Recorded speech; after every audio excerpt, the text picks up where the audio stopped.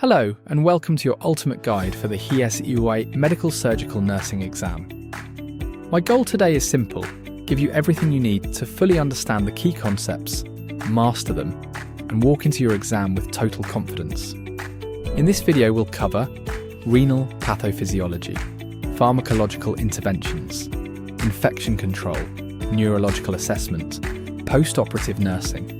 With over 100 plus success stories, we have proven our videos will help you pass your exam on the first attempt. And remember, our website offers free exam guides and practice questions to help you ace your exam. You'll find the link in the description below, so be sure to check it out and get the resources you need to study smarter, not harder. So let's get started. Question 1. A client with systemic lupus erythematosus has a serum creatinine of 2.6 mmHg/dL, 230 and MESI 3 plus proteinuria, and red cell casts on urinalysis. Mycophenolate mofetil has been prescribed for lupus nephritis.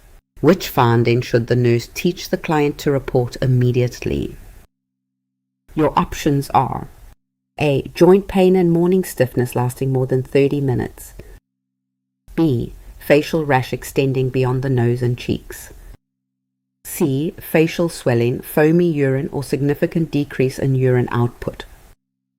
D. Increased photosensitivity with brief sun exposure. Which one is it? Pause the video if you need more time.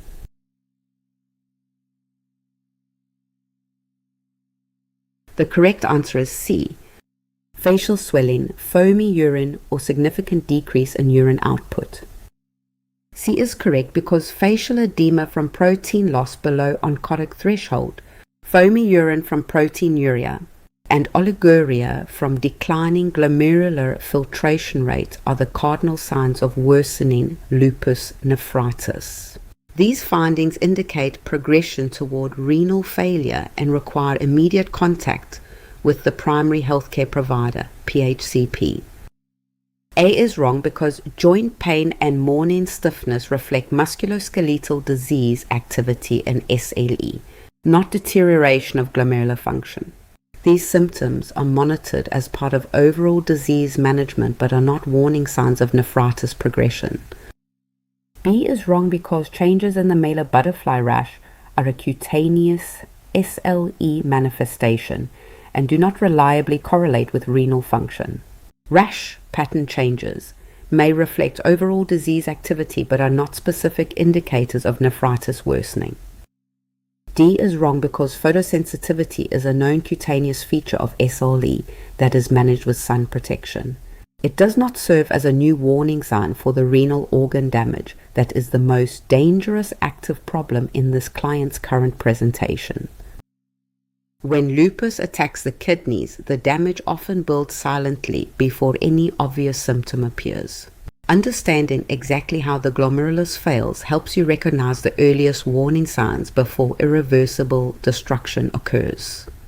Normally, the glomerular basement membrane holds back large proteins like albumin while letting water and small wastes through. In lupus nephritis, circulating immune complexes deposit on this membrane, triggering inflammation that tears open the filter and lets protein escape into the urine in large quantities. The three warning signs that specifically track kidney decompensation in lupus are foamy urine from protein loss, facial puffiness from falling oncotic pressure, and decreased urine output as filtration fails. This triad is your exam day signal that nephritis is progressing and the client needs immediate evaluation. The exam trap is confusing general lupus activity with kidney-specific decompensation. The malar rash, joint pain, and photosensitivity are real lupus findings, but they track skin and musculoskeletal activity, not filtration. Only the kidney triad signals nephritis progression. Any combination of foamy urine, new facial edema, or falling urine output in a client with SLE means the glomerulus is failing. Report immediately. Rapid intervention is the only way to preserve remaining nephron function before the damage becomes irreversible. Question 2. A nurse is preparing to administer the first dose of IV vancomycin to a client with confirmed MRSA cellulitis. The medical record shows blood cultures were prescribed yesterday, but no phlebotomy collection record can be located. Which action should the nurse take first? Your options are A. Administer vancomycin now and draw blood cultures immediately after. B. Hold vancomycin until MRSA sensitivity results are available. C. Apply topical mupirocin while awaiting culture confirmation. D. Verify that blood cultures were drawn before administering vancomycin. Take a second. Which answer would you pick?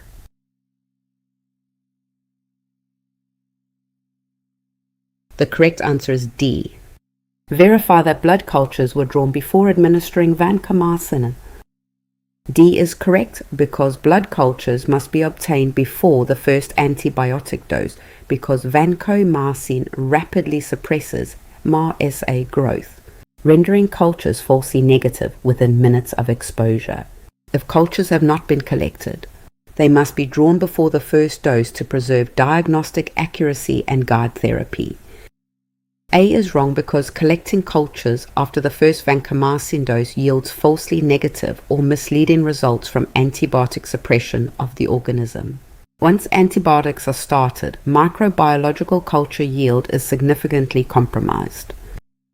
B is wrong because withholding IV vancomycin pending sensitivity results in active MRSA cellulitis risks, septic progression.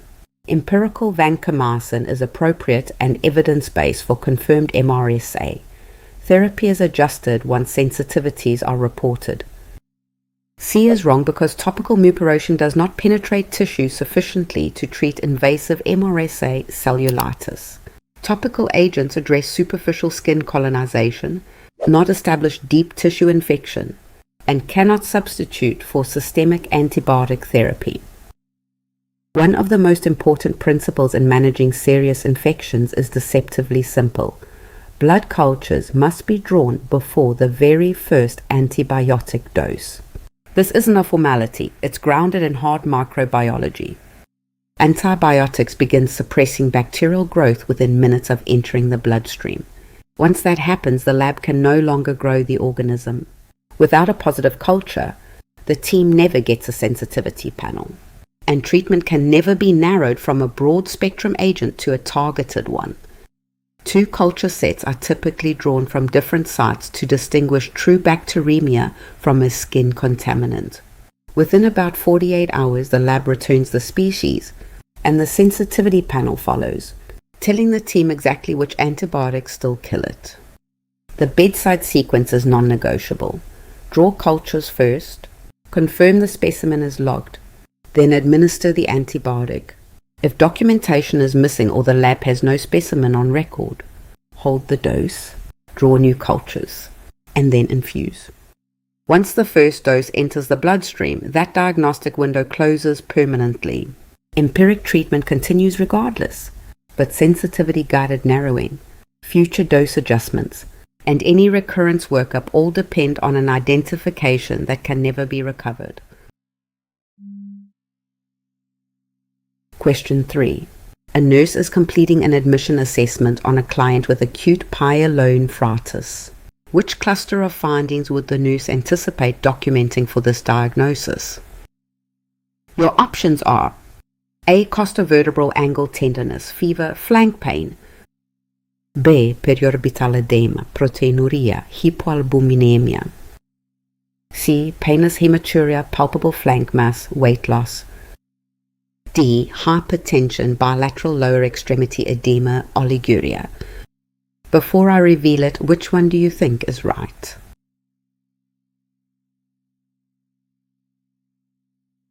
The correct answer is A. Costovertebral angle tenderness, fever, flank pain. A is correct because acute pyelonephritis presents with costovertebral angle tenderness, high fever, chills, and flank pain resulting from bacterial infection of the renal pelvis and parenchyma. These systemic and local inflammatory findings distinguish it from lower urinary tract infections. which lack the flank pain and high fever. B is wrong because periorbital edema, significant proteinuria, and hypoalbuminemia describe nephrotic syndrome, a glomerular membrane disorder. This is not an infectious or inflammatory condition of the renal collecting system. C is wrong because painless hematuria, a palpable flank mass, and unexplained weight loss are the classic triad of renal cell carcinoma, not an acute infectious process of the kidney. D is wrong because hypertension, bilateral edema, and oliguria suggest glomerulonephritis or acute kidney injury with fluid retention rather than an upper urinary tract infection. Uncomplicated pyelonephritis does not typically cause bilateral edema or oliguria. Acute pyelonephritis is a bacterial infection that reaches beyond the bladder and invades the kidney itself, the renal pelvis and parenchyma. Understanding why it behaves differently from a simple bladder infection explains why it demands a completely different treatment response. The infection almost always begins as an ascending process. Bacteria colonizing the bladder travel up the ureter, seed the renal pelvis, and invade the kidney parenchyma, triggering a capsular inflammatory response that is felt as deep flank pain. The syndrome has 4 hallmarks: high fever with chills, sharp costovertebral angle tenderness on percussion, nausea and vomiting from systemic illness, and pyuria with white cell cast reflecting direct renal involvement. When 2 or 3 appear together with bacteriuria, pyelonephritis is the diagnosis. The exam tests your ability to separate these renal syndromes. Nephrotic syndrome lacks fever and flank pain. Glomerulonephritis produces hypertension and oliguria but not high fever. Renal cell carcinoma follows a slow course with painless hematuria. None of them share the full cluster of pyelonephritis. Lower tract infection stays below the bladder, frequency, urgency, dysuria, no fever. Upper tract infection adds fever, flank tenderness, and systemic illness, meaning the bacteria have reached the kidney. That anatomical distinction is what converts an outpatient antibiotic course into an inpatient admission with IV therapy. Question 4. A client receiving cyclophosphamide for breast cancer reports a burning sensation with urination near the end of the infusion. The nurse notes frank blood visible in the urine collection bag. Which complication should the nurse most suspect? Your options are: A. Nephrotoxicity from cyclophosphamide metabolite accumulation. B. Urinary tract infection secondary to immunosuppression. C. Hemorrhagic cystitis from acrolein irritation of the bladder mucosa. D. Bladder perforation from high pressure irrigation. What's your answer? Commit to one before I continue.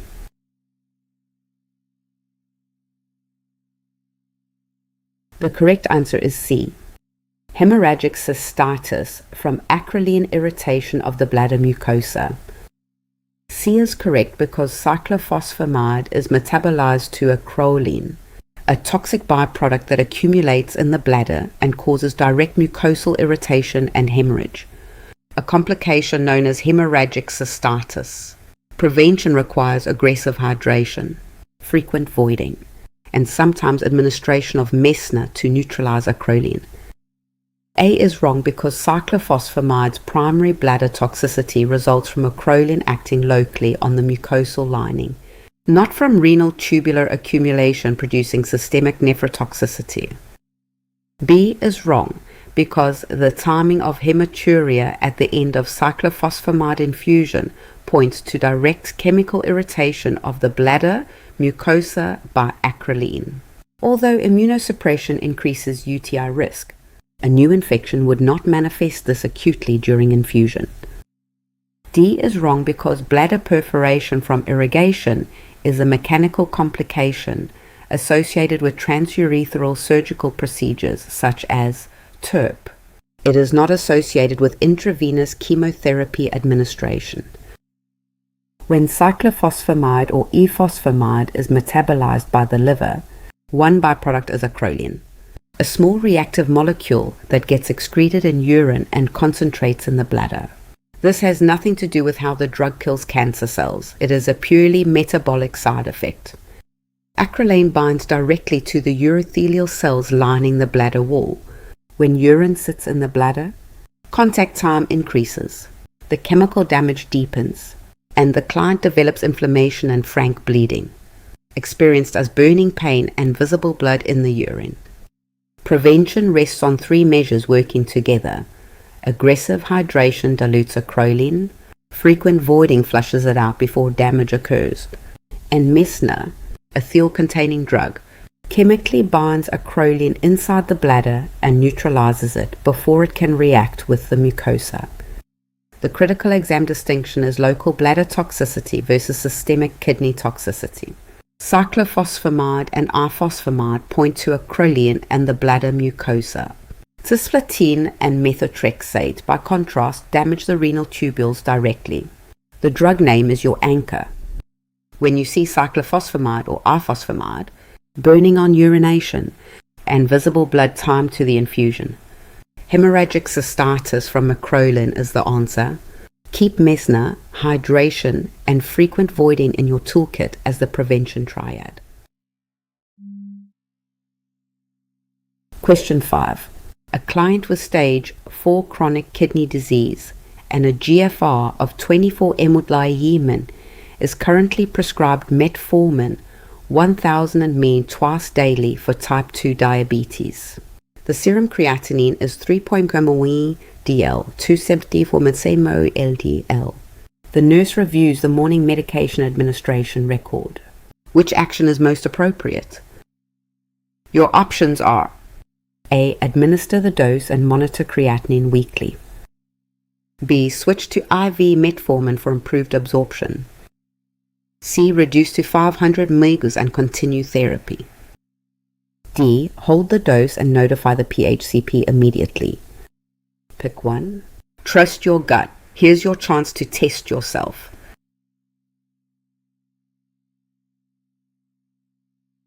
The correct answer is D. Hold the dose and notify the PHCP immediately. D is correct because metformin is contraindicated when GFR falls below 30 ml/min due to the risk of life-threatening lactic acidosis from drug accumulation. With a GFR of 24 ml/min, this client is well below the safety threshold. The nurse must hold the dose and contact the PHCP urgently so an alternative agent can be prescribed.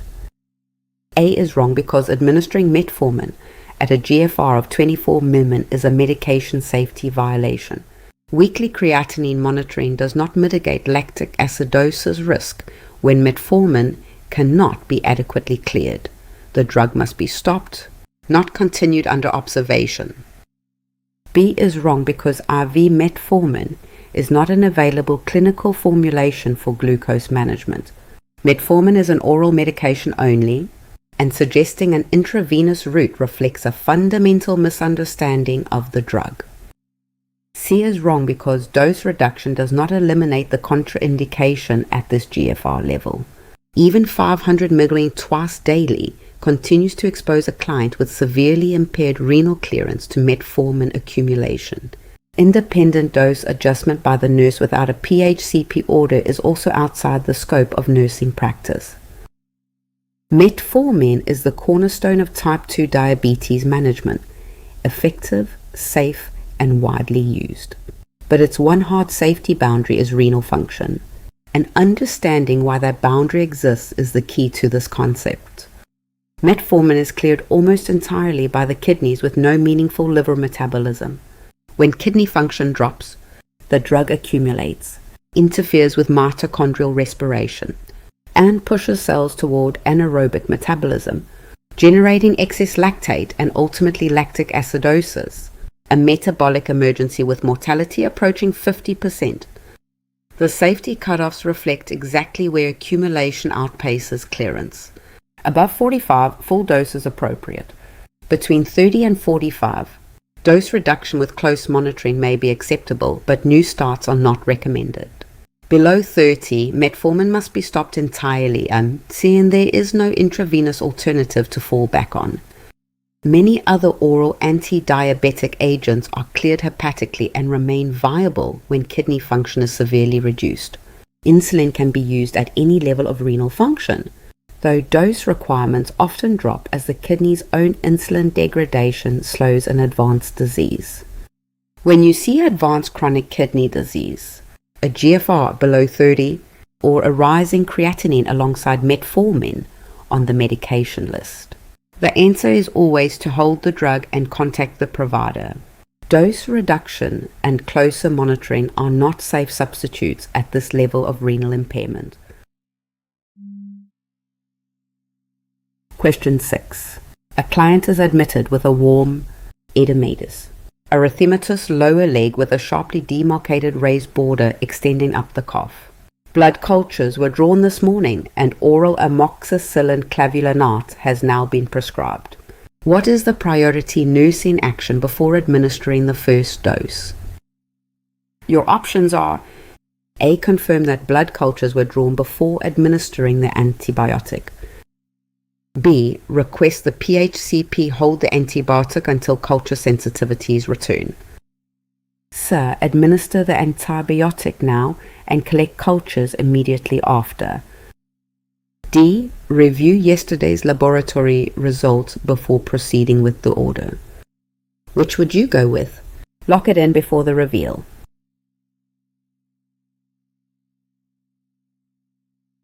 The correct answer is A. Confirm that blood cultures were drawn before administering the antibiotic. A is correct because blood cultures must precede the first antibiotic dose because antibiotics rapidly suppress the causative organism, rendering cultures falsely negative within minutes of exposure. The nurse confirms cultures were already collected this morning before administering the prescribed dose. B is wrong because delaying antibiotics in active cellulitis risks bacteremia and septic progression. The clinical priority is confirming cultures precede the first dose, not withholding treatment while sensitivities are pending. C is wrong because drawing cultures after the first antibiotic dose dramatically reduces yield. The organism may be suppressed within minutes of antibiotic exposure, eliminating the ability to identify the causative pathogen and guide sensitivity-based therapy. D is wrong because reviewing prior laboratory results does not confirm that today's cultures were drawn before the current antibiotic order was written. The priority is ensuring specimens for the current infection preceded antibiotic initiation. When an infection may seed the bloodstream, the sequence of care is fixed. Blood cultures must be drawn before the first antibiotic dose is given. This isn't about delay. It's about preserving the only window the lab has to identify the organism. The lab can only identify what was in the bloodstream before antimicrobials arrived. Once the first dose circulates, the antibiotic suppresses bacterial growth almost immediately, turning a potentially positive culture falsely negative. This principle applies across infections, cellulitis, ascending urinary infections, bacteremic pneumonia, and any infection in an immunocompromised host. In practice, the workflow is tight but choreographed. The provider orders cultures and the first antibiotic dose simultaneously. Phlebotomy draws the cultures while pharmacy prepares the medication. The nurse then verifies the cultures are documented as drawn before giving the dose. That verification step takes minutes, not hours. The exam tests two timing errors. The fast trap is giving the antibiotic first on the belief that delay causes harm. The slow trap is holding the antibiotic for days until sensitivities return. The correct standard is to confirm cultures were drawn, then administer the empiric antibiotic immediately. Speed and verification are not in conflict. Empiric therapy is the immediate best guess regimen based on likely organisms. Definitive therapy is the narrowed regimen guided by culture and sensitivity results. Without a pre-antibiotic culture, empiric therapy has no data to build on, and definitive therapy never gets the information it needs. That is why the order of operations cannot be reversed. Question 7. A nurse is teaching a client about correct cane use following left knee replacement. Which instruction reflects the biomechanical principle that guides proper cane technique? Your options are: A. Hold the cane in the left hand to directly support the affected knee. B. Alternate the cane between hands every few steps to prevent fatigue. C. Hold the cane in the right hand, advancing it with each step of the affected left leg. D. Hold the cane in whichever hand feels more comfortable during the first few days. Don't overthink it. Which one feels right?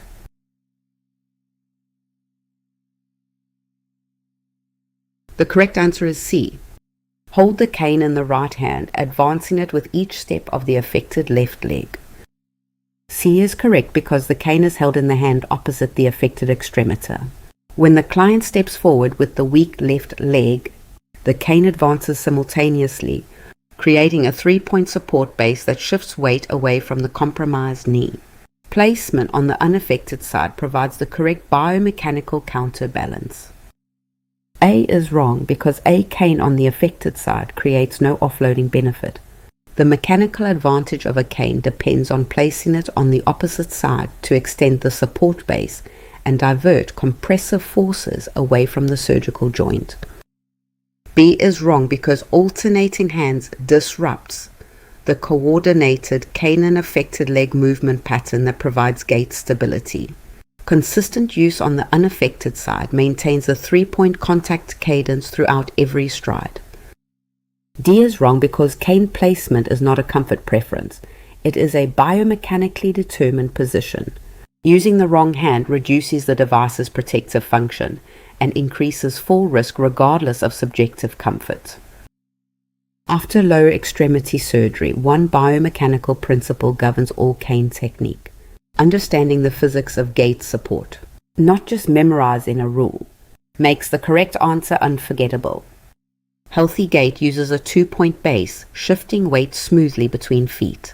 When one leg is weakened, a cane adds a third contact point, creating a 3-point base during the most vulnerable moment when the affected leg is bearing weight. When the cane is on the opposite side, the support line crosses diagonally under the pelvis. This diagonal arm allows the shoulder and arm to share the body's load, actively redirecting weight away from the injured limb.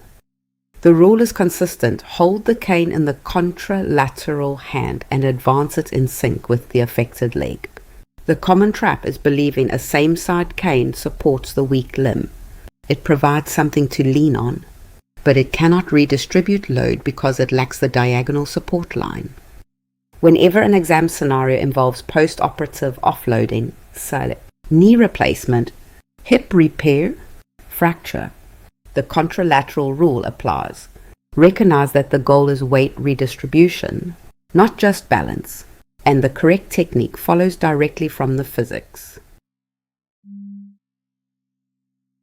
Question 8. A client with primary hyperaldosteronism has severe muscle weakness. ECG changes showing flattened T waves and U waves, a potassium of 2.6 microl, and blood pressure of 188/104 mid-May. Which priority action should the nurse implement first? Your options are: A. Administer prescribed oral potassium supplement. B. Prepare the client for adrenalectomy. C. Encourage the client to eat a potassium-rich snack. D. Apply cardiac monitoring and notify the PHCP. Got a guess? Lock it in.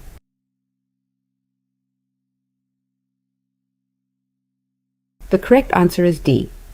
Apply cardiac monitoring and notify the PHCP.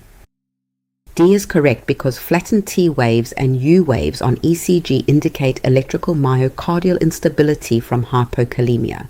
Placing the client on continuous cardiac monitoring and notifying the PHCP is the immediate priority because severe hypokalemia can precipitate ventricular dysrhythmias at any moment. An ERV potassium replacement may be urgently required. A is wrong because with active ECG changes at a potassium of 2.6 mqAl, oral supplementation absorbs too slowly for this degree of instability. IV replacement prescribed by the PHCP is likely needed, and continuous monitoring must occur simultaneously. B is wrong because adrenalectomy is the definitive surgical treatment but cannot be performed emergently without first correcting the potassium level and stabilizing the heart rhythm. Operating on a client with active dysrhythmia risk endangers life. C is wrong because dietary potassium from a snack is absorbed too unpredictably and slowly to address active ECG abnormalities. Foods cannot rapidly correct a dangerously low serum level in the face of ongoing aldosterone-driven renal excretion. When hypokalemia is severe enough to cause ECG changes, it becomes a true cardiac emergency. The underlying reason lies in potassium's essential role in maintaining the resting membrane potential of cardiac muscle cells. As serum potassium falls, the resting potential becomes more negative. The action potential is prolonged, and the heart grows electrically irritable. The classic ECG findings are flattened T waves, prominent U waves, a prolonged QT, and ST depression, each one signaling increasing myocardial vulnerability.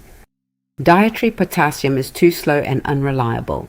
Oral supplements absorb over hours and cannot rapidly correct a level of 2.6. Adrenalectomy is the definitive cure for hyperaldosteronism, but surgery cannot be performed safely while the heart is electrically unstable. The correct priority is continuous cardiac telemetry followed immediately by provider notification so intravenous potassium replacement can begin. IV potassium must always be infused slowly through a central or large peripheral line. A rapid push is fatal. The closing principle is that stabilization always precedes definitive treatment. Definitive care for hyperaldosteronism, removing the aldosterone source, happens over days. Keeping the heart out of a fatal rhythm happens right now. Recognize the ECG signs, act on the cardiac threat first, and plan the rest after the patient is safe. Question 9. A client is assessed 4 hours after thyroidectomy and reports tingling around the lips and muscle cramping in the fingers. Chvostek's sign is positive. Which complication does the nurse recognize? Your options are A. Hypocalcemia from parathyroid gland trauma, B. Laryngeal nerve damage, C. Wound hemorrhage, D. Thyroid storm.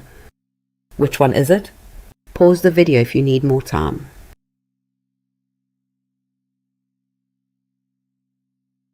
The correct answer is A. Hypocalcemia from parathyroid gland trauma. A is correct because the parathyroid glands lie adjacent to the thyroid and can be inadvertently damaged or removed during thyroidectomy. The resulting drop in parathyroid hormone causes hypocalcemia, manifested by perioral tingling, muscle cramping, and a positive Chvostek sign. B is wrong because laryngeal nerve damage produces voice changes such as hoarseness, high-pitched speech, or stridor from airway compromise. It does not cause the neuromuscular irritability pattern described here. C is wrong because wound hemorrhage after thyroidectomy presents with neck swelling, a sense of pressure or fullness, and signs of hemodynamic instability, not perioral tingling or muscle cramping.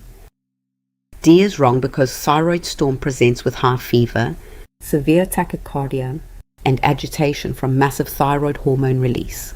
It does not produce perioral tingling or a positive Chvostek's sign, which are specific signs of calcium depletion. After thyroidectomy, the most important early complication to recognize is hypocalcemia caused by disruption of the parathyroid glands. Understanding why it happens and how it announces itself is the core of this concept. The 4 parathyroid glands sit directly behind the thyroid capsule, often embedded in it. This tight anatomical proximity is why they are at risk during thyroid surgery. Even meticulous dissection can bruise, devascularize, or inadvertently remove them. Parathyroid hormone raises serum calcium through 3 simultaneous mechanisms: bone resorption, renal calcium reabsorption, and activation of vitamin D for gut absorption. When PTH production drops after parathyroid injury, all three mechanisms fail at once, causing calcium to fall rapidly.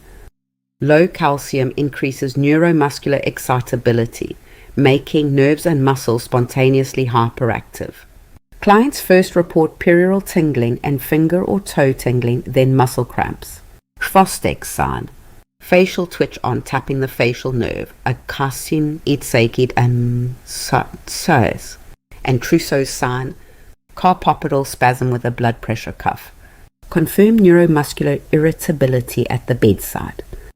Every client after thyroidectomy is monitored for hypocalcemia in the first 24 to 72 hours. Most cases are transient as bruised parathyroid tissue recovers, but permanent hypoparathyroidism is possible and requires lifelong calcium and active vitamin D supplementation. Question 10. A client on continuous ambulatory peritoneal dialysis calls the dialysis unit to report cloudy, slightly yellow dialysate draining from the abdomen and mild diffuse abdominal pain. Which condition should the nurse suspect, and what is the most appropriate action?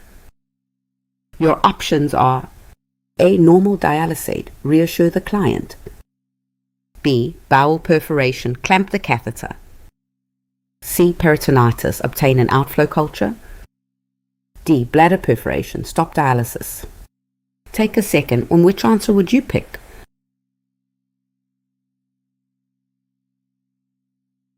The correct answer is C. Peritonitis, obtain an outflow culture.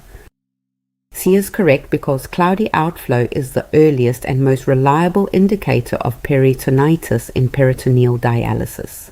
Abdominal pain accompanying cloudy effluent confirms the suspicion. A culture and sensitivity of the outflow must be obtained immediately to identify the causative organism and guide antibiotic therapy. I is wrong because normal dialysate outflow is clear. Any cloudiness is treated as peritonitis until proven otherwise. Reassuring the client without further assessment would delay a potentially life-saving intervention. B is wrong because brown outflow, not cloudy yellow effluent, signals bowel perforation. Clumping without correctly identifying the complication addresses the wrong problem and delays treatment of the infectious process, most consistent with the findings described. D is wrong because urine-colored outflow indicates bladder perforation. The priority action with cloudy effluent and abdominal pain is obtaining a specimen for culture to identify the organism driving the peritonitis, not stopping dialysis. Peritonitis is the most serious complication of peritoneal dialysis, and understanding it starts with how the therapy itself creates the conditions for infection. The peritoneum lines the abdominal cavity and acts as the dialysis filter. Sterile dialysate is instilled through a catheter, dwells while solids cross the membrane, then drains out. Every cycle is an opportunity for bacteria to enter through the catheter hub or tubing. The appearance of the drained effluent points directly to the complication. Cloudy effluent means white blood cells flooding the peritoneal space in response to infection. Brown, yellow, or blood-tinged fluid each signal a distinct and different problem. Cloudy effluent is the earliest and most reliable sign of peritonitis, preceding fever and systemic signs. Once identified, the response is to collect a sterile specimen of the drained fluid for cell count, gram stain, and culture, and initiate empiric intraperitoneal antibiotic therapy without delay. Normal peritoneal dialysis effluent is always clear. Cloudiness does not appear in constipation, exit site infection, or gastroenteritis. It defines peritonitis, recognizing that one visual finding drives the entire clinical response. Question 11. A nurse applies a painful stimulus to a client with severe traumatic brain injury. The client responds with rigid extension of both arms, wrist pronation, and extension of both legs. Which finding does this response indicate? Your options are A. Decorticate posturing, indicating loss of cortical inhibitory function. B. Flaccid posturing, indicating absence of any purposeful motor response. C. Opisthotonus, indicating spinal meningeal irritation from infection. D. Decerebrate posturing, indicating a lesion at the level of the brainstem. Before I reveal it, which one do you think is right?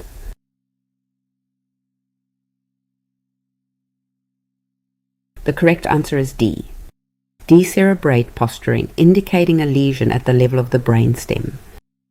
D is correct because decerebrate posturing, rigid extension of the arms with wrist pronation and leg extension, indicates a brainstem lesion, specifically dysfunction at or below the midbrain.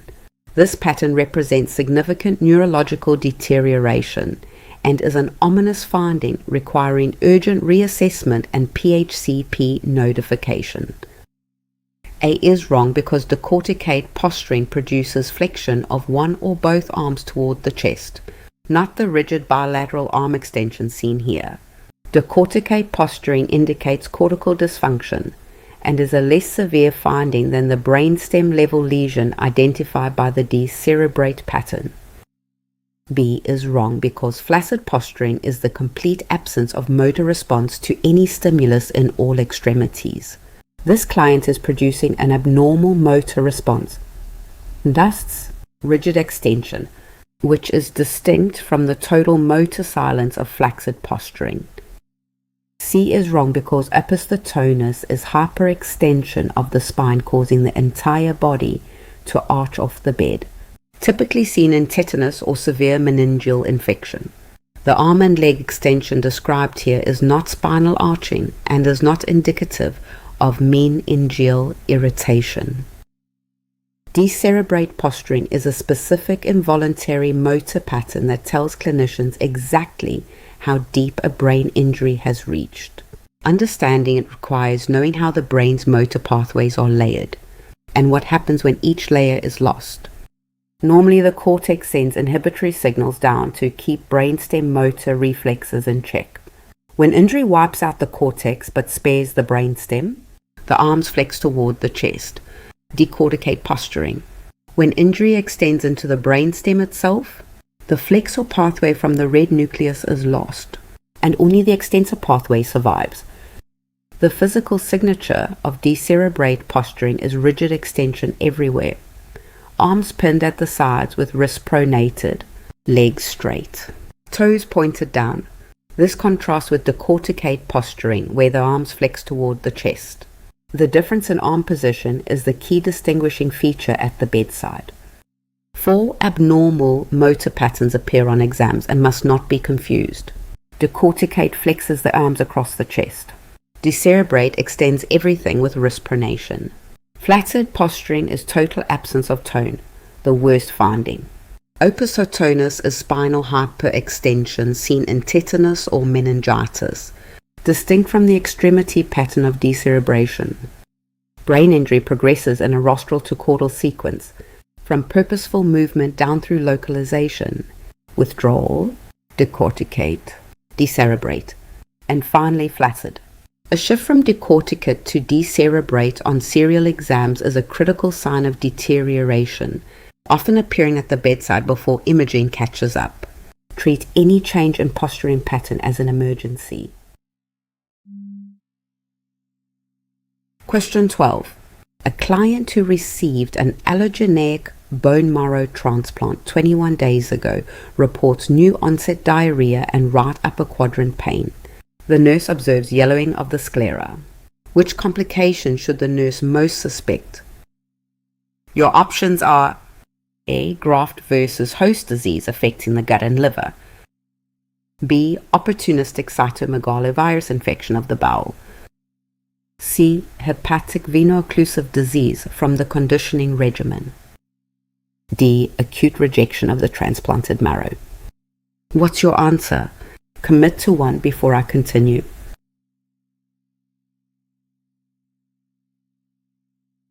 The correct answer is A. Graft versus host disease affecting the gut and liver. A is correct because acute graft versus host disease classically targets 3 organs: skin, gastrointestinal tract, and liver.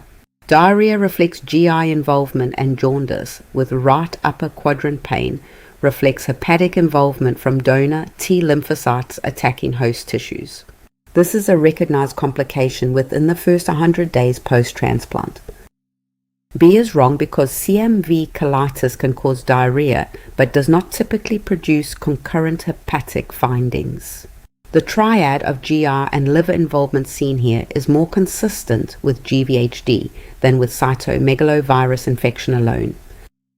C is wrong because hepatic veno-occlusive disease typically presents earlier, within the first 2 to 3 weeks, and features weight gain, ascites, and hepatomegaly rather than the classic multi-organ GVHD pattern. D is wrong because allogeneic bone marrow transplants are rarely rejected outright, the immune phenomenon running in the opposite direction. Donor cells attacking host tissues is what produces GVHD. After allogeneic stem cell transplantation, donor T lymphocytes can recognize the recipient's tissues as foreign and launch an immune attack. This is graft versus host disease, a complication unique to allogeneic transplants, because autologous transplants contain no foreign immune cells capable of targeting the host. Acute GVHD strikes within 100 days and classically targets 3 organs. The skin develops a maculopapular rash beginning on the palms and soles. The gut produces profuse watery diarrhea from T-cell attack on intestinal mucosa.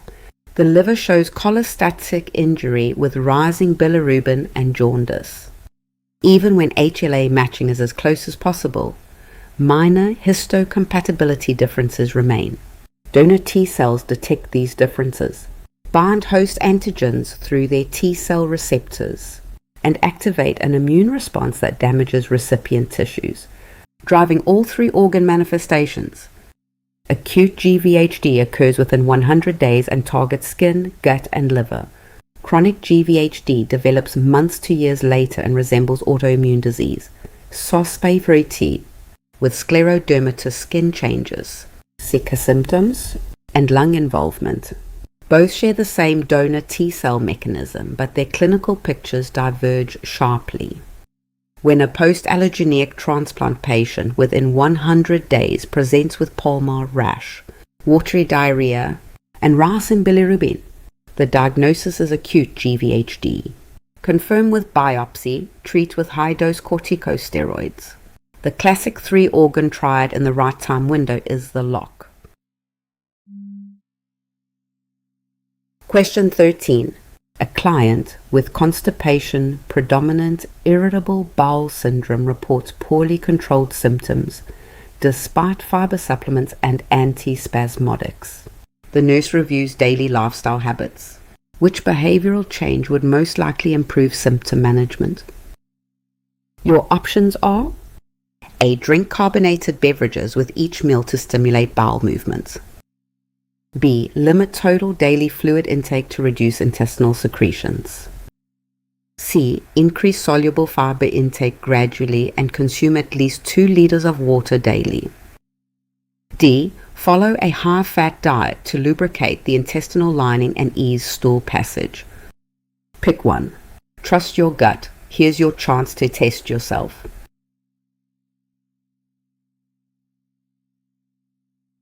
The correct answer is C. Increase soluble fiber intake gradually and consume at least 2 liters of water daily. C is correct because soluble fiber, such as psyllium, absorbs water to form a gel that softens stool and regulates intestinal transit in IBS-C. Adequate hydration, at least 2 liters daily, prevents fiber from compacting and allows its stool normalizing effect to work consistently. A is wrong because carbonated beverages introduce gas into the gastrointestinal tract, worsening the bloating and cramping that commonly accompany IBS. Gas-producing drinks are identified as symptom triggers rather than therapeutic recommendations. B is wrong because restricting fluid intake worsens constipation by reducing stool water content. Adequate hydration is a foundational recommendation for IBS-C. Limiting fluids directly opposes the mechanism by which soluble fiber normalizes stool consistency. D is wrong because high-fat diets trigger exaggerated gastrocolic reflexes in clients with IBS, potentially causing cramping and unpredictable bowel changes. Dietary fat does not lubricate the intestinal tract and may worsen rather than relieve IBS-C symptoms. Irritable bowel syndrome with constipation is a functional disorder of brain-gut communication, not a structural disease. The gut and central nervous system are linked through the autonomic and enteric nervous systems, and in IBS this connection is dysregulated, producing altered motility and increased visceral sensitivity. The enteric nervous system, sometimes called the second brain, lines the gut wall and coordinates motility independently. When brain-gut signaling is dysregulated, the result is altered motility, heightened visceral sensitivity, and inconsistent stool form. Soluble fiber dissolves in water to form a gel that softens stool and regulates transit time in both directions. Critically, it requires at least 2 liters of water daily. Without enough fluid, fiber compacts and worsens constipation. Increases should be gradual over 1 to 2 weeks to avoid bloating as gut bacteria adjust. Common traps include carbonated beverages, which add gas and worsen bloating, limiting fluids, which reduces stool water and directly blocks how fiber works. High-fat diets, which trigger an exaggerated gastrocolic reflex causing cramping, and rapid fiber increases, which provoke bloating before gut bacteria can adapt. Soluble fiber and adequate hydration form the foundation for both IBS-C and IBS-D. Additional therapy: osmotic laxatives or prokinetics for constipation, antidiarrheals for diarrhea. Depends on the subtype. When a stem shows persisting IBS-C symptoms, the answer is fiber plus water, not carbonated drinks or fat. Question 14. A client with stable coronary artery disease is scheduled for colonoscopy with polypectomy next week. The client takes low-dose aspirin daily for cardiac protection. After the nurse contacts the gastroenterologist, which management for the aspirin is most likely to be prescribed? Your options are: A. Continue aspirin through the day of the procedure without interruption. B. Replace aspirin with acetaminophen on the day before the procedure only. C. Double the aspirin dose after polypectomy to prevent thrombosis. D. Hold aspirin for 3 to 7 days before the procedure. Which would you go with? Lock it in before the reveal.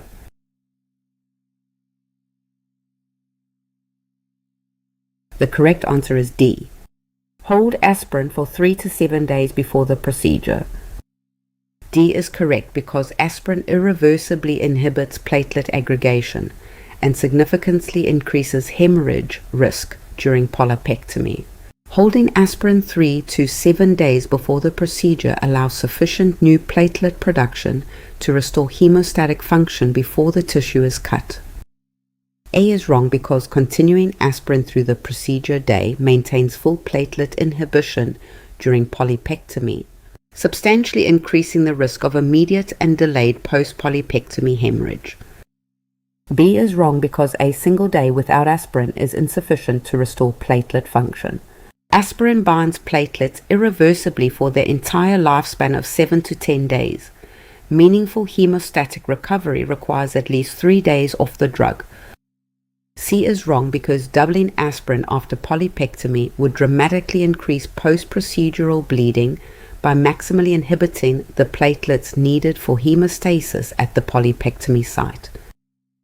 Aspirin's antiplatelet effect is the reason it both protects the heart and raises bleeding risk around procedures. Understanding the underlying pharmacology explains why the pre-procedure hold window is what it is. Aspirin irreversibly binds the cyclooxygenase enzyme inside each platelet, permanently blocking thromboxane A2 production. Because the platelet has no nucleus, it cannot make new COX. The inhibition lasts the entire platelet lifespan of 7 to 10 days. Because the blockers are reversible, stopping aspirin does not immediately restore hemostasis. New platelets must be released from the bone marrow over 7 to 10 days before enough functional platelets circulate to support normal clotting. Each antiplatelet or anticoagulant agent has its own hold window. Aspirin is held 3 to 7 days, clopidogrel 5 to 7 days. Warfarin requires INR monitoring, and direct oral anticoagulants like apixaban are typically held 1 to 2 days depending on renal function. When an exam stem pairs a patient on chronic aspirin with a scheduled polypectomy, the tested concept is platelet lifespan and the correct hold time.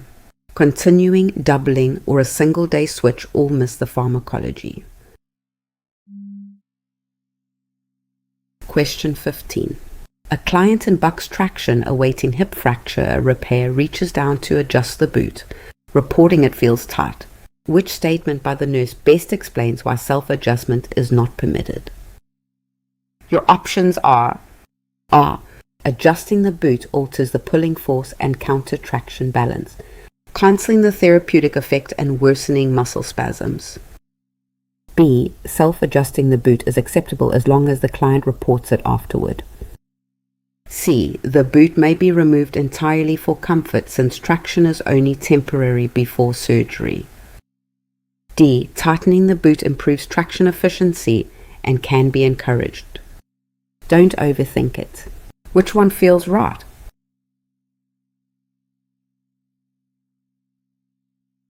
The correct answer is A.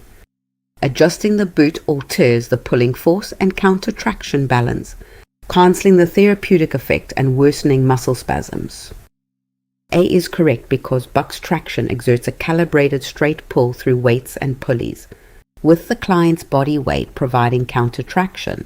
Any change to the boot's position alters the direction and magnitude of the pulling force, disrupting the mechanical therapeutic intent, allowing muscle spasms to return and potentially worsening fracture alignment.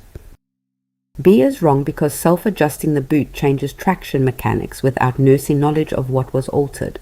The therapeutic force balance may be compromised during the interval, and some adjustments cannot simply be reversed by reporting them afterward. C is wrong because Buck's traction provides specific pre-operative benefits: muscle spasm reduction and fracture immobilization. Keys are that cannot be replicated by removing the device. Discontinuing traction without a PHCP order risks increased pain and fracture movement before surgical repair. D is wrong because client-initiated tightening does not improve traction efficiency and may impair neurovascular status of the foot from excessive compression. All traction adjustments require nursing or PHCP assessment. Buck's traction is a form of skin traction used to immobilize a hip fracture before surgery. Understanding how it works mechanically is the key to understanding every nursing decision around it. The entire therapy is a calibrated straight pull. A boot wraps the lower leg. A rope runs over a pulley at the foot of the bed, and a hanging weight creates the force. The client's own body weight acts as counter-traction against the pull. Hip fractures cause intense muscle spasm as the quadriceps and gluteal muscles pull on the broken bone, displacing fragments and producing severe pain.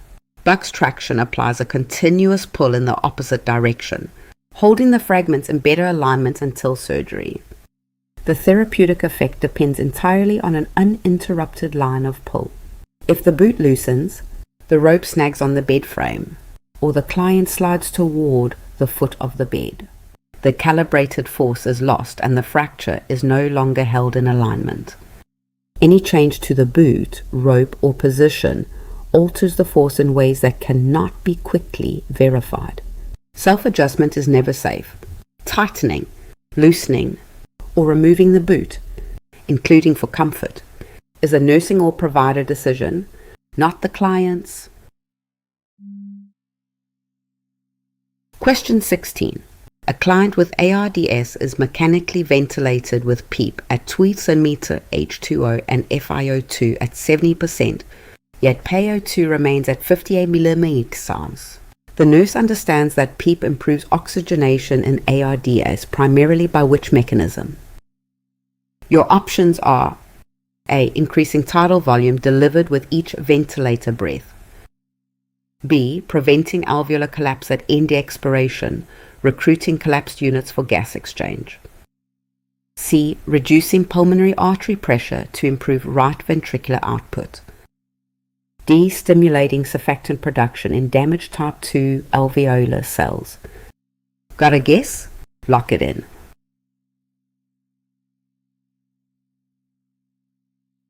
The correct answer is B. Preventing alveolar collapse at end expiration, recruiting collapsed units for gas exchange. B is correct because PEEP maintains positive pressure at end expiration, preventing alveoli from collapsing between ventilator breaths. In ARDS, diffuse alveolar injury and surfactant loss cause widespread atelectasis. PEEP recruits and keeps open alveoli that would otherwise collapse, increasing the functional gas exchange surface area and improving oxygenation despite the underlying injury. A is wrong because PEEP is an end expiratory pressure setting that does not affect tidal volume. Tidal volume is set independently and reflects the volume of gas delivered per breath, while PEEP determines the baseline pressure maintained between breaths. C is wrong because high PEEP can actually increase pulmonary vascular resistance and impair right ventricular function by compressing alveolar capillaries. Reducing pulmonary artery pressure is not the mechanism by which PEEP improves oxygenation. It is an adverse hemodynamic effect to monitor. D is wrong because PEEP does not regenerate surfactant-producing type 2 alveolar cells. ARDS damages these cells in the acute phase, and PEEP mechanically substitutes for the stabilizing function of missing surfactant rather than restoring its production.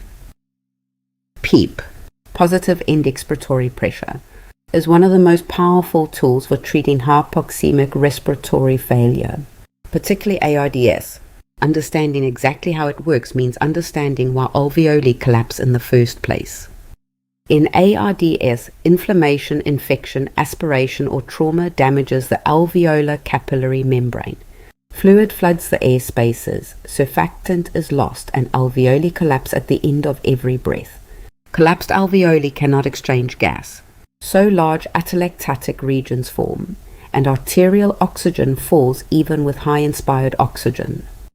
PEEP solves this mechanically by maintaining a baseline pressure of 8 to 12 centimeters of water at end expiration. PEEP holds damaged alveoli open. Recruited alveoli re-enter gas exchange. Functional residual capacity rises. Shunt fraction falls, and oxygenation often improves dramatically. The classic exam traps are plausible sounding alternatives. PEEP does not increase tidal volume that is set independently. It does not reduce pulmonary artery pressure. High PEEP can actually compress alveolar capillaries and worsen right ventricular load. And PEEP does not stimulate surfactant production.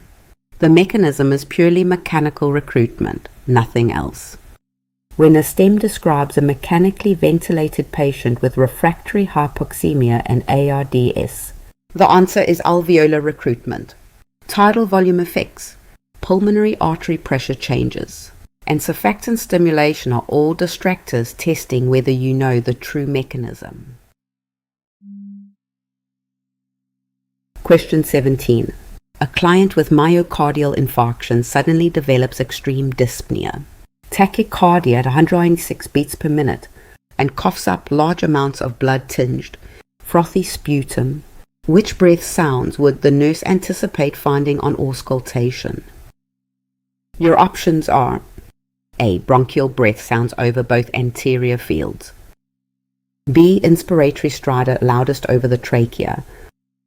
C. Bilateral crackles throughout the lung fields. D. Unilateral absent breath sounds on the left side. Which one is it? Pause the video if you need more time.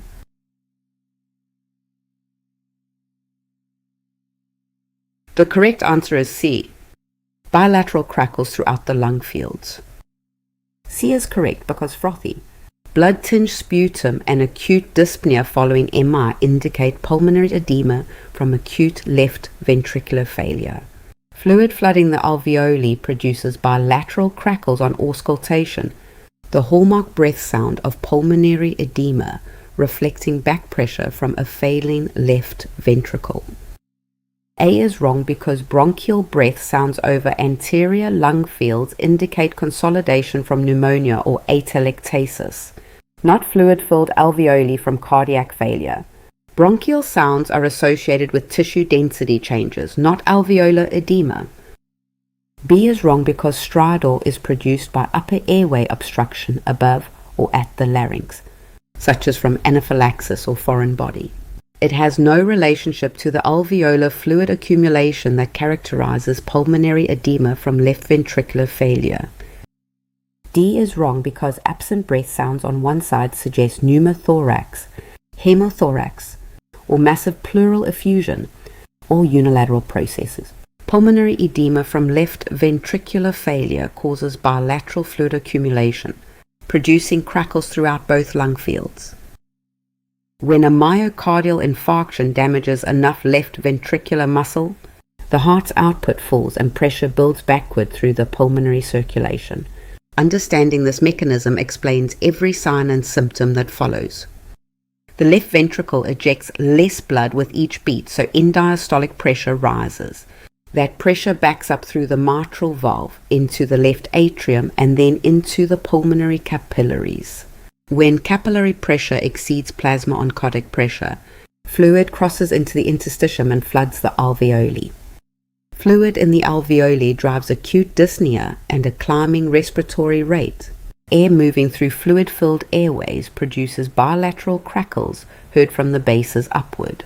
As edema worsens, air mixes with plasma and capillary blood to produce the classic pink frothy sputum. The exam tests whether you can match breath sounds to pathology.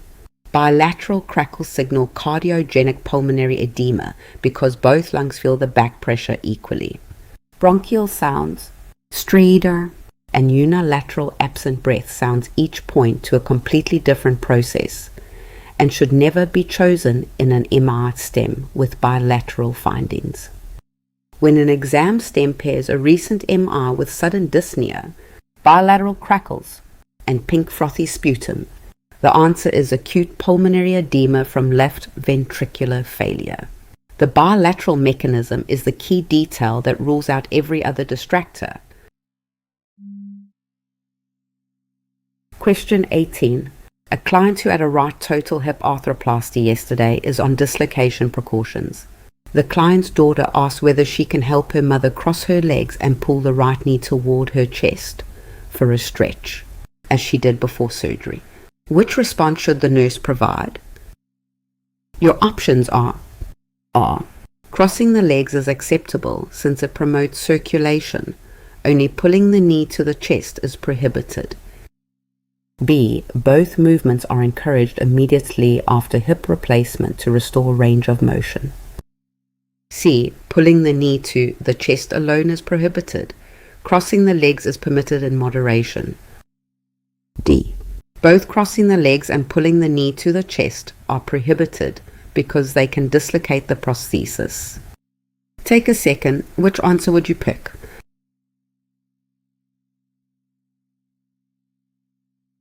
The correct answer is D.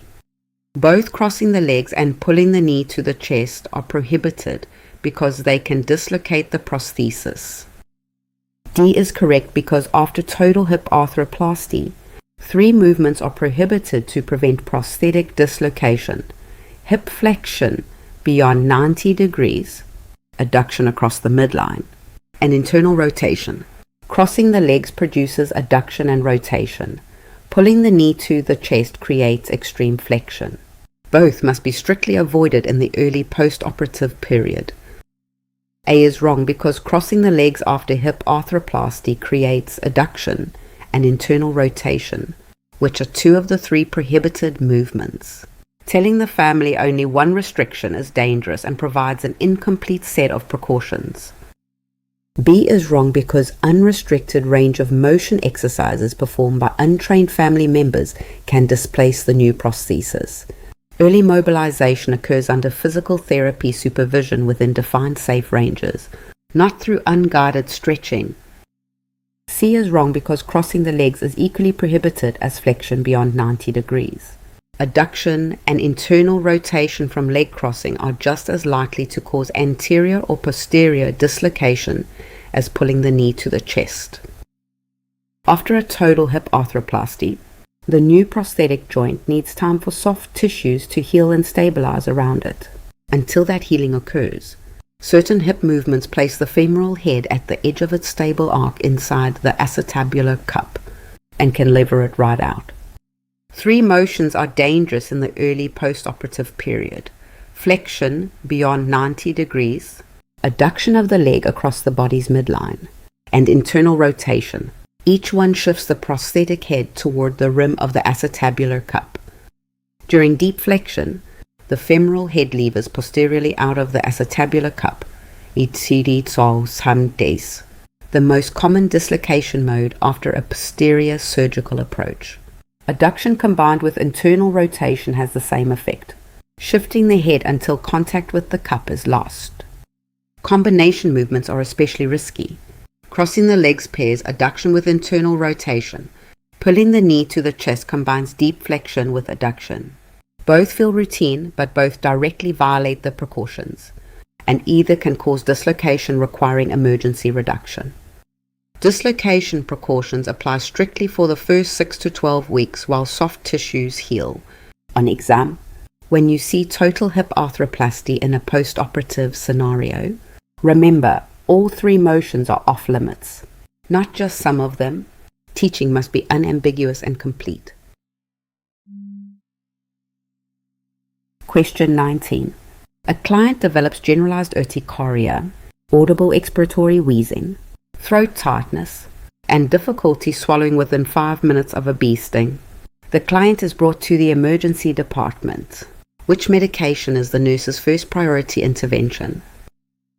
Your options are A. Epinephrine 0.3 mg intramuscular into the lateral thigh, B. Diphenhydramine 50 mg IV for urticaria and angioedema, C. Methylprednisolone 125 nixranins IV to suppress the allergic reaction, D. Albuterol 2.5 mg nebulized to reverse bronchospasm. Before I reveal it, which one do you think is right?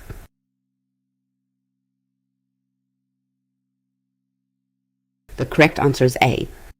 Epinephrine 0.3 mg intramuscular into the lateral thigh.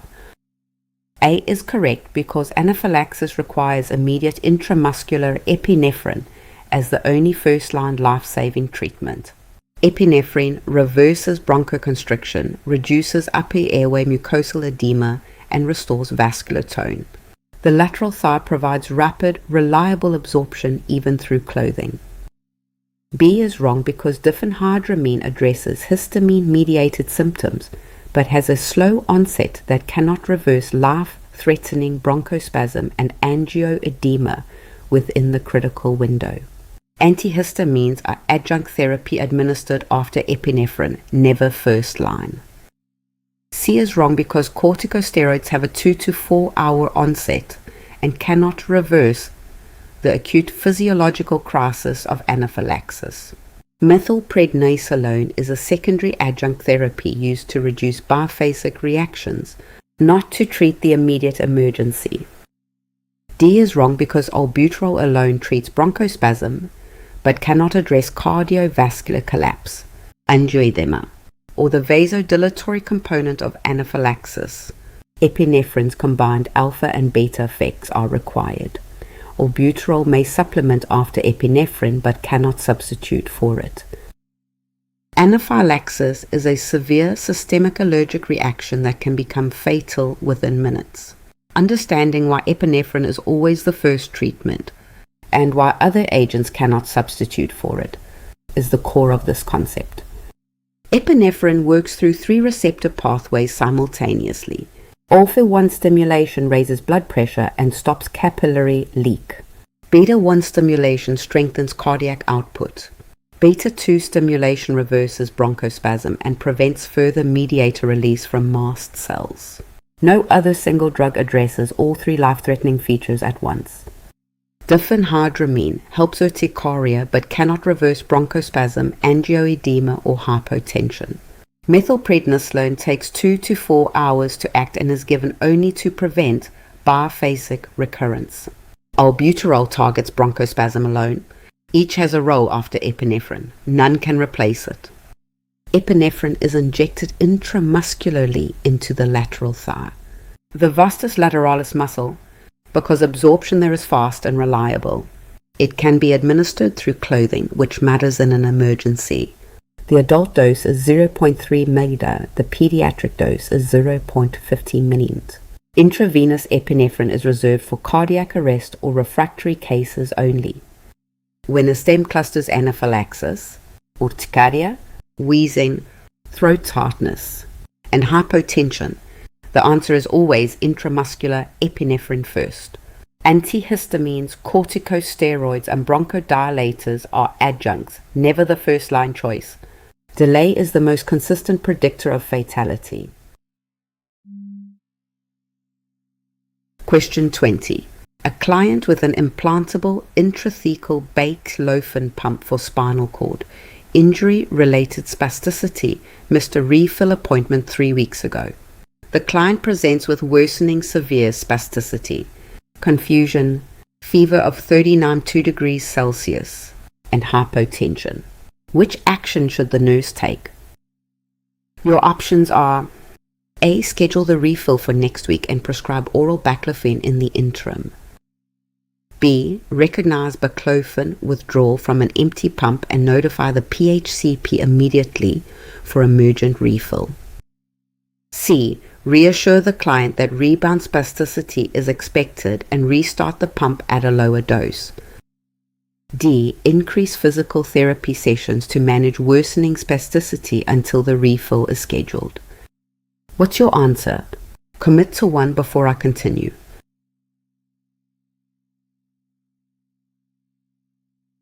The correct answer is B. Recognize baclofen withdrawal from an empty pump and notify the PHCP immediately for emergent refill. B is correct because abrupt intrathecal baclofen withdrawal is a life-threatening emergency, producing severe rebound spasticity, fever, confusion, hypertension, rhabdomyolysis, and potential respiratory failure. Immediate PHCP notification and emergent pump refill are required. Without intervention, this syndrome progresses to multi-organ failure and death. A is wrong because oral baclofen cannot replicate the cerebrospinal fluid concentrations achieved through intrathecal delivery. Waiting another week for a scheduled refill allows a pharmacological withdrawal crisis to progress toward fatal severity. C is wrong because fever, hypotension, and confusion are not expected consequences of a missed appointment. They are signs of a withdrawal emergency. Restarting the pump at a lower dose without urgent provider evaluation fails to address the ongoing withdrawal syndrome. D is wrong because physical therapy cannot treat a pharmacological withdrawal syndrome. The rebound spasticity, fever, and hemodynamic instability are caused by abrupt absence of a drug acting directly on the spinal cord. Exercise cannot substitute for intrathecal baclofen at any frequency.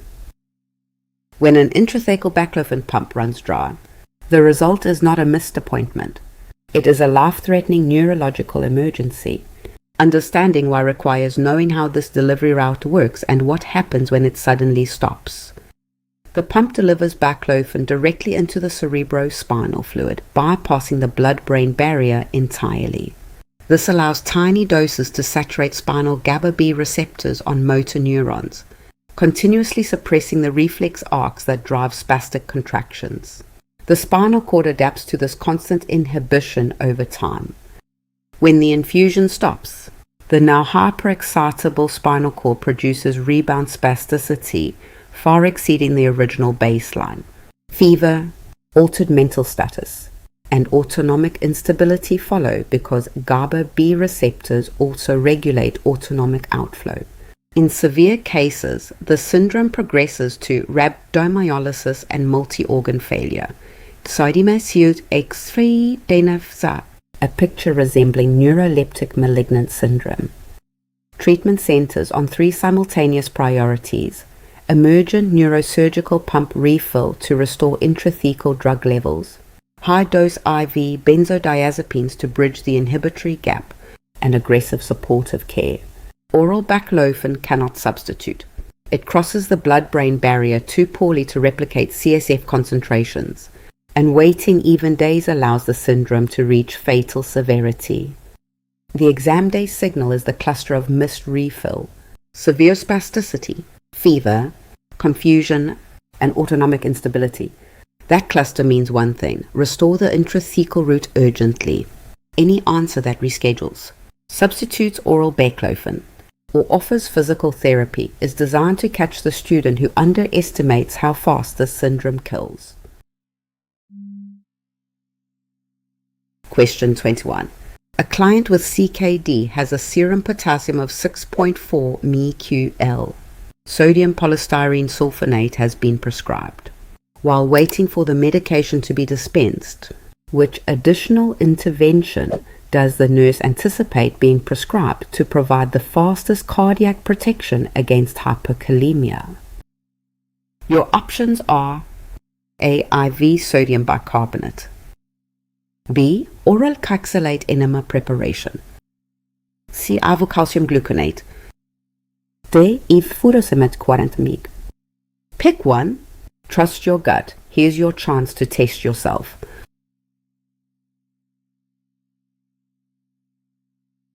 The correct answer is C. IV calcium gluconate. C is correct because IV calcium gluconate acts within minutes to stabilize the myocardial cell membrane against hyperkalemia-induced irritability. It does not lower the serum potassium level but provides immediate cardiac protection, while other measures are prepared to actually remove potassium from the body. A is wrong because sodium bicarbonate shifts potassium into cells by correcting acidosis, but it takes longer to act than calcium gluconate and does not directly stabilize the cardiac membrane. It is a secondary measure, not the fastest protection against dysrhythmias. B is wrong because sodium polystyrene sulfonate is an exchange resin that binds potassium in the gut over hours. It will lower total body potassium but cannot protect the heart from immediate dysrhythmia risk during that waiting period. D is wrong because furosemide promotes renal potassium excretion over hours, and in advanced CKD, the kidneys cannot respond adequately to a diuretic. Even in milder disease, diuresis is far too slow to provide the immediate cardiac membrane stabilization needed. Hyperkalemia is one of the most dangerous electrolyte emergencies because elevated potassium directly destabilizes the cardiac membrane.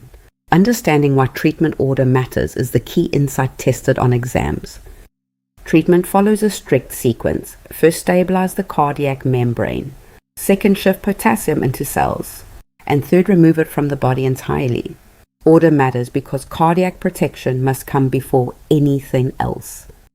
When extracellular potassium rises, the resting membrane potential becomes less negative and sodium channels lose excitability. Calcium gluconate does not lower serum potassium. It antagonizes potassium's effect on the membrane directly, restoring stability within minutes and buying 30 to 60 minutes of protection. Calcium gluconate is the sole stabilizing agent. It protects the heart without changing the potassium level.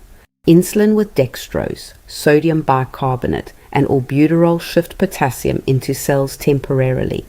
Caxylate and hemodialysis actually remove potassium from the body, but work too slowly to protect the heart in the critical window. When you see peak T waves, a widening QRS, or potassium above 6 in a stem, the tested concept is always cardiac protection first.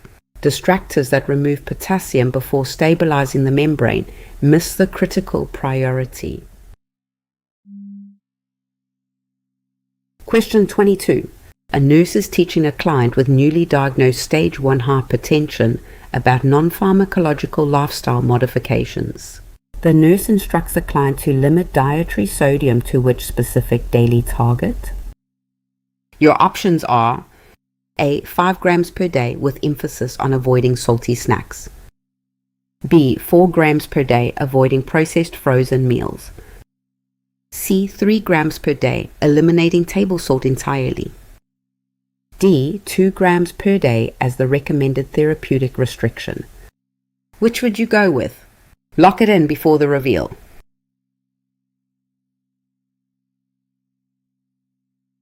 The correct answer is D. 2 grams per day as the recommended therapeutic restriction. D is correct because the recommended dietary sodium restriction for hypertension management is 2 grams per day. This target reduces fluid retention and blood pressure, particularly in sodium-sensitive individuals, and forms a core component of the lifestyle modification plan before or alongside pharmacological therapy. A is wrong because 5 grams per day is near the average American daily sodium intake and provides no meaningful therapeutic reduction. Hypertension management requires restriction substantially below typical consumption to reduce cardiovascular strain. B is wrong because 4 grams per day is above the recommended 2-gram therapeutic target. While it represents some restriction from typical intake, it does not achieve the clinically established goal for sodium-restricted diets in hypertension management. C is wrong because a 3-gram daily limit is not the specific restriction outlined in standard hypertension management guidelines. The clinically meaningful and teachable client education target is 2 grams per day. Dietary sodium restriction is one of the most effective lifestyle changes for managing hypertension. The specific clinical target is 2 grams of sodium per day, and understanding why requires a look at how sodium drives blood pressure in the first place. Sodium is the principal extracellular cation and the primary driver of plasma volume. When sodium intake overwhelms the kidney's ability to excrete it, extracellular fluid expands, plasma volume rises, and blood pressure climbs, especially in sodium-sensitive individuals. Most dietary sodium comes from processed and restaurant foods, or not the salt shaker. Common culprits include canned soups, deli meats, frozen meals, soy sauce, snack foods, and even breads and cereals. Substituting fresh fruits, vegetables, and home-prepared foods removes the highest sodium sources from the diet. 2,000 milligrams per day is the ceiling. Reading nutrition labels for milligrams of sodium per serving is the most reliable strategy. Fresh meats and produce replace the highest sodium sources, but simply avoiding the salt shaker alone will not bring intake into range. One final distinction: 2 grams of sodium equals roughly 5 grams of table salt. About 1 teaspoon. Because sodium chloride is only 40% sodium by weight. Most labels list milligrams of sodium, and that is the number your client should track. Question 23. A client with Parkinson's disease taking carbidopa-levodopa reports the medication seems less effective when taken with a high-protein dinner. The nurse explains the mechanism behind this interaction. Which statement best describes why this occurs?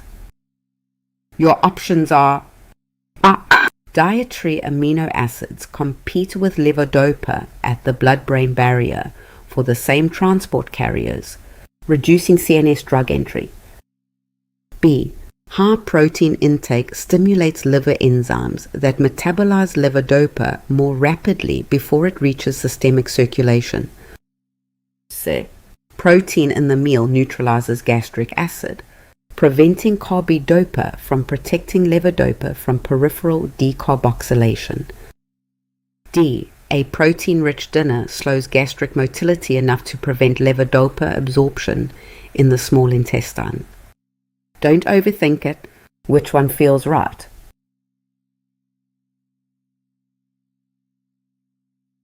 The correct answer is A. Dietary amino acids compete with levodopa at the blood-brain barrier for the same transport carriers, reducing CNS drug entry. A is correct because levodopa and large neutral amino acids from dietary protein share the same saturable carrier proteins at the blood-brain barrier. When plasma amino acid levels are elevated from a protein-rich meal, competition at these transporters reduces levodopa entry into the CNS, producing a clinically significant drop in therapeutic effects. B is wrong because levodopa's primary peripheral metabolism occurs via dopa decarboxylase enzymes and catechol-O methyltransferase, not hepatic enzyme induction from dietary protein. The dietary interaction involves transport competition at the blood-brain barrier after systemic absorption, not accelerated first-pass metabolism. C is wrong because carbidopa's protective role is to inhibit peripheral decarboxylase enzymes, not gastric acid. Gastric pH does not influence carbidopa's mechanism of action, and protein does not neutralize stomach acid in a clinically significant way affecting levodopa metabolism. D is wrong because while a large meal can slow gastric emptying and modestly delay peak levodopa levels, this is not the primary pharmacokinetic interaction with high protein intake. The defining mechanism is competition for blood-brain barrier transport after the drug has already been absorbed into systemic circulation. Levodopa is the cornerstone treatment for Parkinson's disease, replacing dopamine lost when the substantia nigra degenerates. But a surprising interaction with dietary protein can blunt its effectiveness, and understanding why requires looking at how levodopa travels into the brain. Levodopa is structurally an amino acid, closely related to phenylalanine and tyrosine. It uses the large neutral amino acid transporter to cross the blood-brain barrier. After a high-protein meal, a surge of dietary amino acids floods the blood and competes with levodopa for those same carrier sites. So less levodopa reaches the brain. The sequence is straightforward. A protein-rich meal raises blood amino acid levels. Those amino acids outcompete levodopa at the transporter, and less dopamine is generated in the brain, causing the client to slip into an off period with worsening motor symptoms. It is important to rule out the plausible-sounding alternatives. Protein does not induce liver enzymes that degrade levodopa more rapidly, and it does not alter gastric pH to affect carbidopa. Slight delays in gastric emptying can reduce peak levels, but the dominant effect is always transport competition at the blood-brain barrier. Clinically, clients should take levodopa 30 to 45 minutes before or 2 hours after a high-protein meal, redistributing heavy protein intake to the evenings, away from doses needed during waking hours, is a practical strategy that directly addresses the transport competition mechanism. Question 24. A client has been applying high-potency topical corticosteroid cream to the face and neck for 6 weeks to treat contact dermatitis. The client now has visible thread-like dilated blood vessels on the cheeks.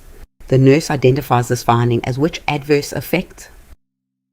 Your options are A. Hyperpigmentation from melanocyte stimulation by the corticosteroid.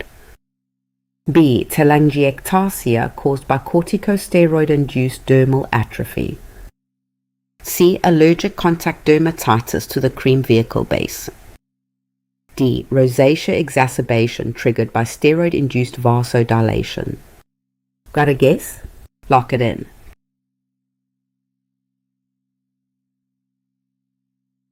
The correct answer is B. Telangiectasia caused by corticosteroid-induced dermal atrophy. B is correct because prolonged topical corticosteroid use on the thin skin of the face causes dermal atrophy by breaking down the connective tissue supporting superficial capillaries, producing visible telangiectasia. This is a well-recognized adverse effect of extended high-potency steroid application to thin-skinned areas. A is wrong because topical corticosteroids inhibit melanocyte activity and more commonly produce hypopigmentation, Increased pigmentation from melanocyte stimulation is not an expected adverse effect of topical steroid application. C is wrong because contact dermatitis from the vehicle base would present with erythema, vesicles, and pruritus from an allergic reaction. The thread-like dilated vessels described are a distinct adverse effect of the steroid component itself, not the carrier ingredients. D is wrong because steroid-induced puerperal or periorificial dermatitis presents with inflammatory papules and pustules, not isolated telangiectasia. Visible thread-like vessels without inflammatory lesions specifically indicate atrophy from corticosteroid-thinned dermis. Topical corticosteroids are powerful tools for inflammatory skin conditions, but prolonged use, especially on thin skin with high-potency agents, produces a recognizable cluster of adverse effects. The most important to understand is telangiectasia from dermal atrophy. Corticosteroids suppress fibroblast activity and extracellular matrix production, thinning the dermis. The small blood vessels that once had connective tissue support around them lose that scaffolding, dilate, and become visible at the surface as fine red thread-like lines. Telangiectasia.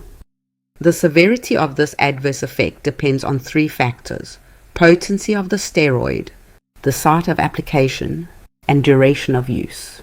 The greatest risk comes when all three converge. A high-potency agent applied continuously to naturally thin skin, such as the face or neck.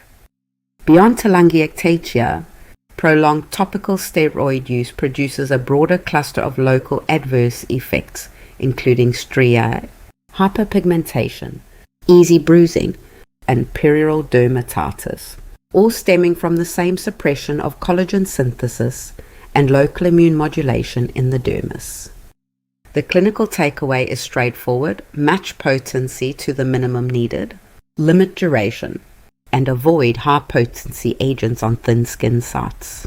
Recognizing telangiectasia as a steroid-induced finding NSAID, rather than rosacea, contact dermatitis, or hyperpigmentation, is exactly what the exam tests. Question 25. A client with type 1 diabetes is brought to the emergency department unresponsive. Fingerstick glucose is 28 mUDL, 1.6 mmol/kL, and no IV access is available. Which initial action should the nurse take? Your options are: A. Administer orange juice orally with a straw. B. Insert a nasogastric tube and instill glucose gel. C. Administer 1 mg glucagon intramuscularly. D. Apply a dextrose-containing transdermal patch. Which one is it? Pause the video if you need more time.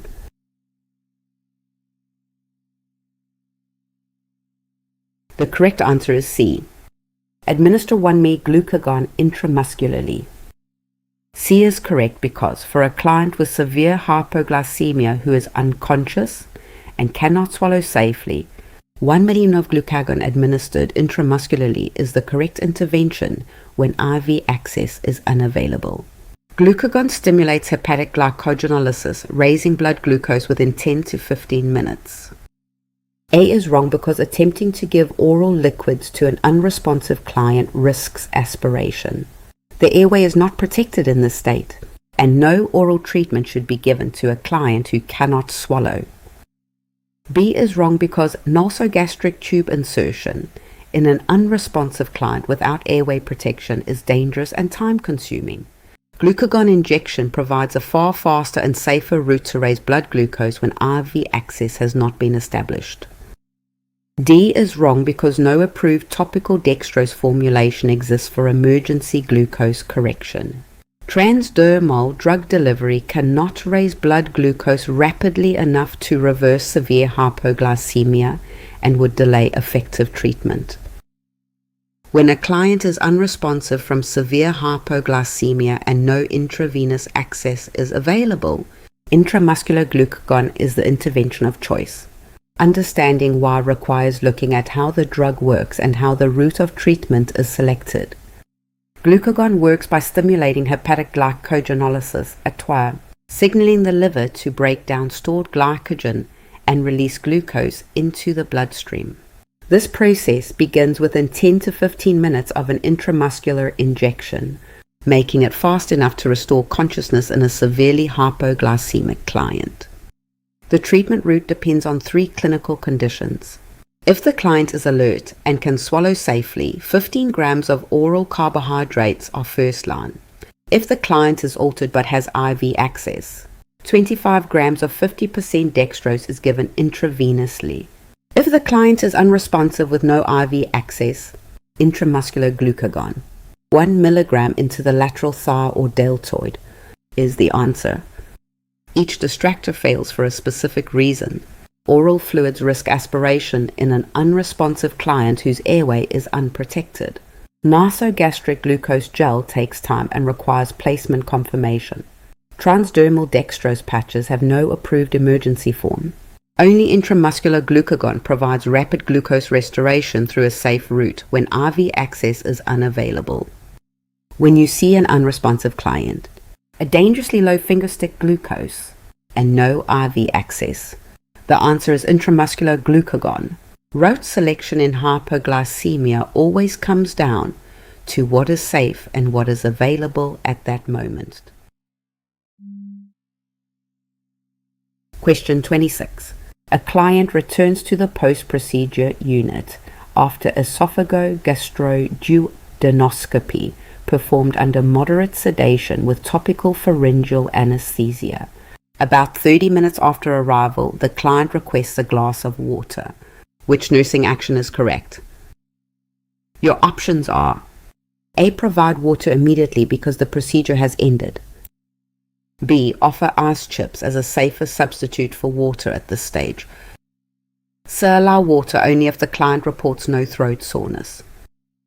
D. Assess that the gag reflex has returned before allowing any oral intake.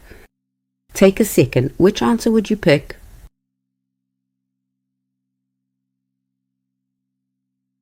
The correct answer is D. Assess that the gag reflex has returned before allowing any oral intake. D is correct because after EGD with topical pharyngeal anesthesia, the gag reflex is temporarily suppressed and oral intake must be withheld until it returns. The presence of a gag reflex confirms that protective airway reflexes are intact and aspiration risk has resolved before any fluid or food is permitted. A is wrong because procedure completion does not restore the gag reflex. Topical anesthesia applied to the pharynx during EGD continues to suppress protective reflexes for a period after the scope is removed, making early oral intake a direct aspiration hazard. B is wrong because ice chips are a form of oral intake that carry the same aspiration risk as water if the gag reflex has not returned.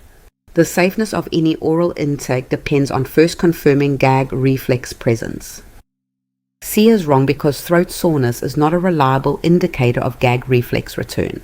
A client can have significant throat discomfort from scope trauma while still having no protective gag reflex from residual topical anesthesia. After an EGD, one of the nurse's most important jobs is confirming that a client's airway protective reflexes are intact before allowing anything by mouth. The reason comes down to how the procedure suppresses the body's natural defenses. During EGD, a flexible scope passes through the mouth and pharynx into the esophagus and stomach. Topical anesthetics like benzocaine or lidocaine are sprayed onto the pharynx to suppress the gag reflex, and moderate sedation is also used. Together they keep the client comfortable, but temporarily disable the airway's main defense. The gag reflex is the body's principal defense against aspiration.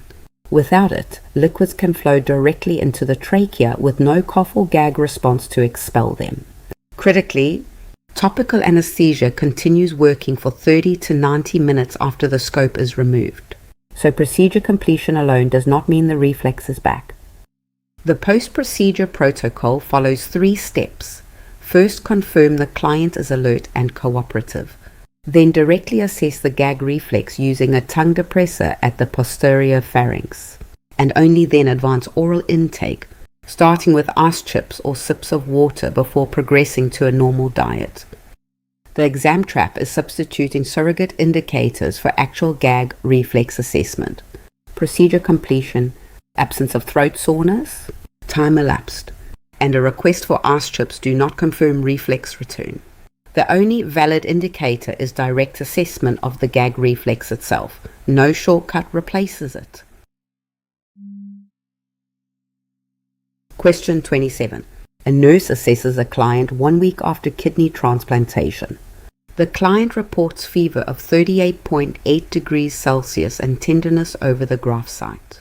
The client gained 2.5 kilo in 24 hours, and serum creatinine rose from 1.1 to 3.4 pfremed, DL 397 to 301 mcMoe since yesterday. Which complication does the nurse most likely suspect? Your options are A. Acute rejection, B. Hyperacute rejection, C. Wound infection at the incision site, D. Urinary tract infection. Before I reveal it, which one do you think is right?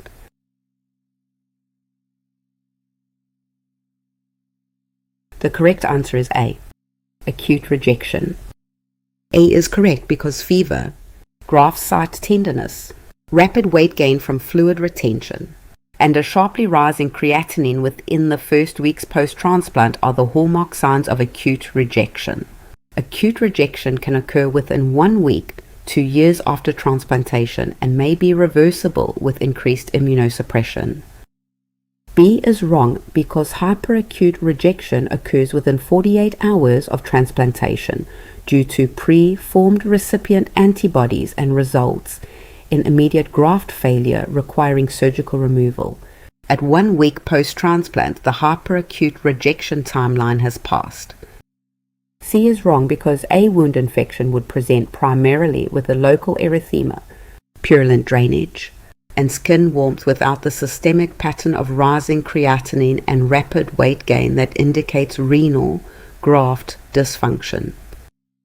D is wrong because a UTI would cause dysuria and cloudy urine and potentially fever, but would not explain the marked creatinine rise, graft site tenderness, or sudden weight gain that specifically indicate graft compromise.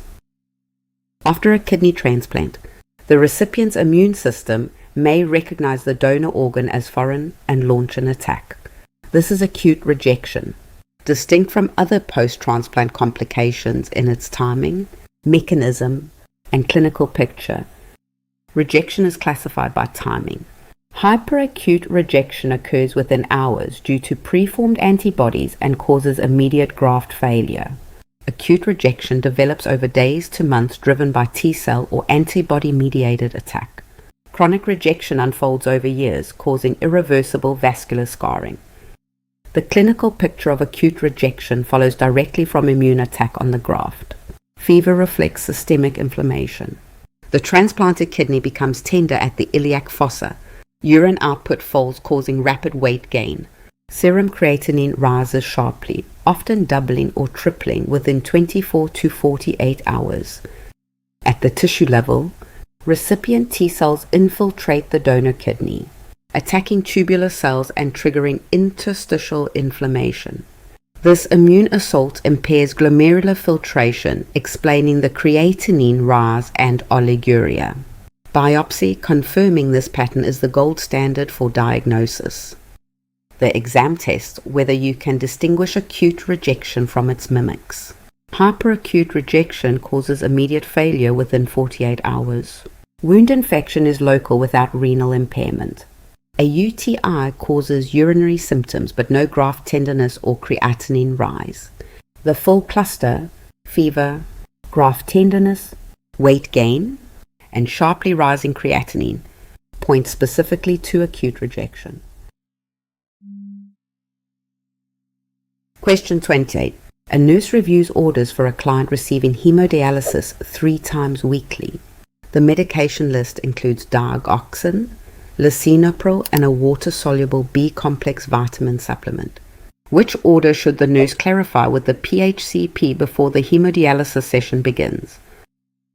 Your options are A. Digoxin administered after dialysis, B. Lisinopril administered before dialysis, C. Water-soluble vitamins administered before dialysis, D. All medications withheld until after dialysis. What's your answer? Commit to one before I continue.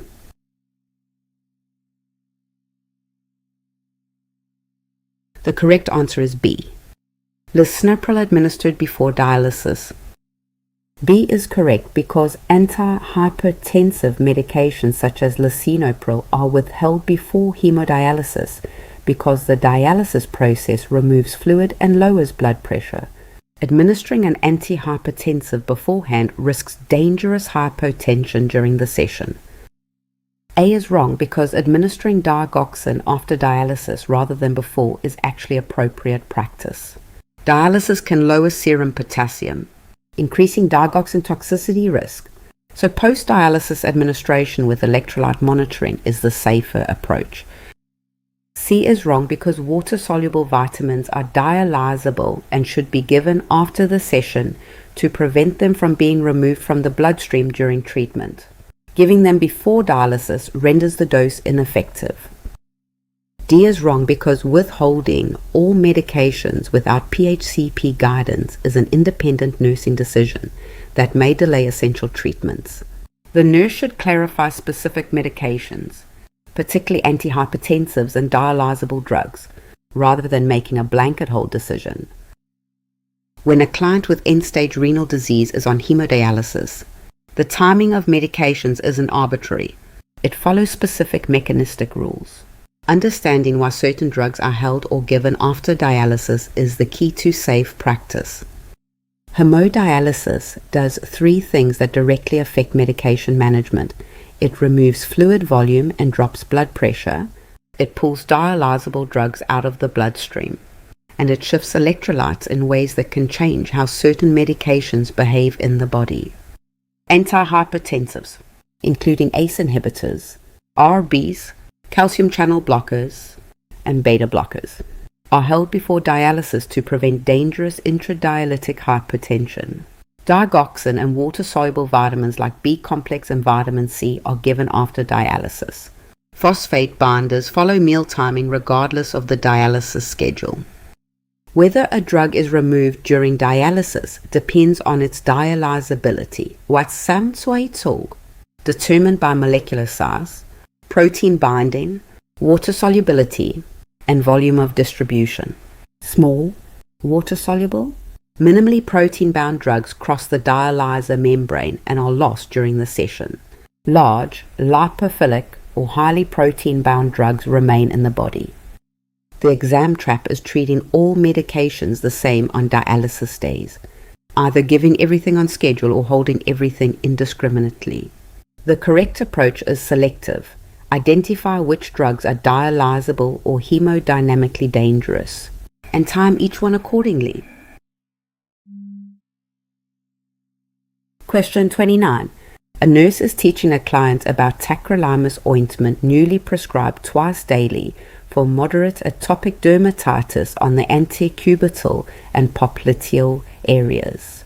Which instruction is most important to include to prevent a known long-term risk associated with this medication? Your options are A. Apply tacrolimus generously and rub it in completely until no residue remains. B. This ointment may be safely applied to any actively infected skin lesion. C. Wear sunscreen or protective clothing whenever exposed to sunlight during treatment. D. Occlusive dressings over tacrolimus increase its effectiveness and are recommended. Pick one. Trust your gut. Here's your chance to test yourself.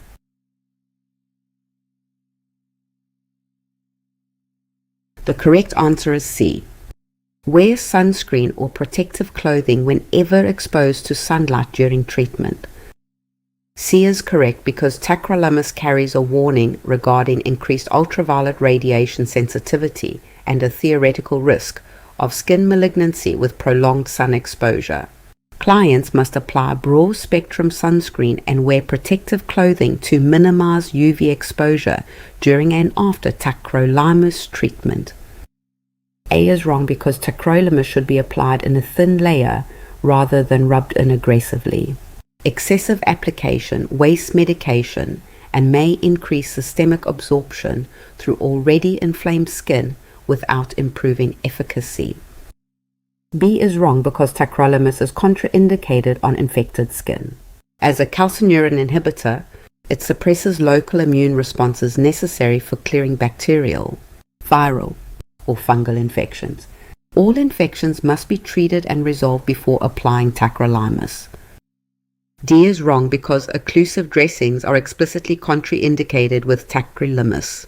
Occlusion dramatically increases systemic absorption through inflamed skin, raising calcineurin inhibitor blood levels and increasing the risk of systemic immunosuppression. Tacrolimus is a calcineurin inhibitor used for moderate to severe atopic dermatitis when corticosteroids have caused skin thinning or are no longer appropriate. Understanding its unique safety profile, especially around ultraviolet exposure, is the cornerstone of client education for this drug. Tacrolimus works by suppressing T lymphocyte activation in the skin. This same immunosuppressive action may impair the skin's ability to detect and destroy UV damaged cells, which is why prolonged sun exposure carries a theoretical risk of skin malignancy, and why the drug carries a black box warning. The 4 key teaching points are: apply broad spectrum SPF 30 or higher to all treated areas every day, wear protective clothing such as long sleeves and hats, avoid tanning beds entirely, and continue sun protection for several weeks after the drug is discontinued until it has cleared from the skin. Unlike corticosteroids, tacrolimus does not cause dermal atrophy, telangiectasia, or striae, making it safe for thin skin areas like the face. The trade-off is a different adverse effect profile centered on UV sensitivity rather than structural skin damage. 2 complementary tools often rotated to minimize the downsides of either alone. When you see tacrolimus on the exam, the most important client instruction is always sun protection. Generous application, occlusive dressings, and use on infected skin are all contraindicated. But UV protection is the dominant safety teaching that ties this drug's mechanism directly to its black box warning. Question 30. A nurse is teaching a client with a newly implanted permanent pacemaker who lives alone and asks about household electrical appliances. Which statement by the nurse is most accurate? Your options are: A. Microwaves must be avoided permanently because they disrupt pacemaker sensing. B. Any appliance used within 3 feet of the device requires PHCP clearance first. C. All electrical appliances must be grounded and should never be used while alone. D. Transmitter towers and anti-theft devices pose risk, but household appliances are generally safe. Which would you go with? Lock it in before the reveal.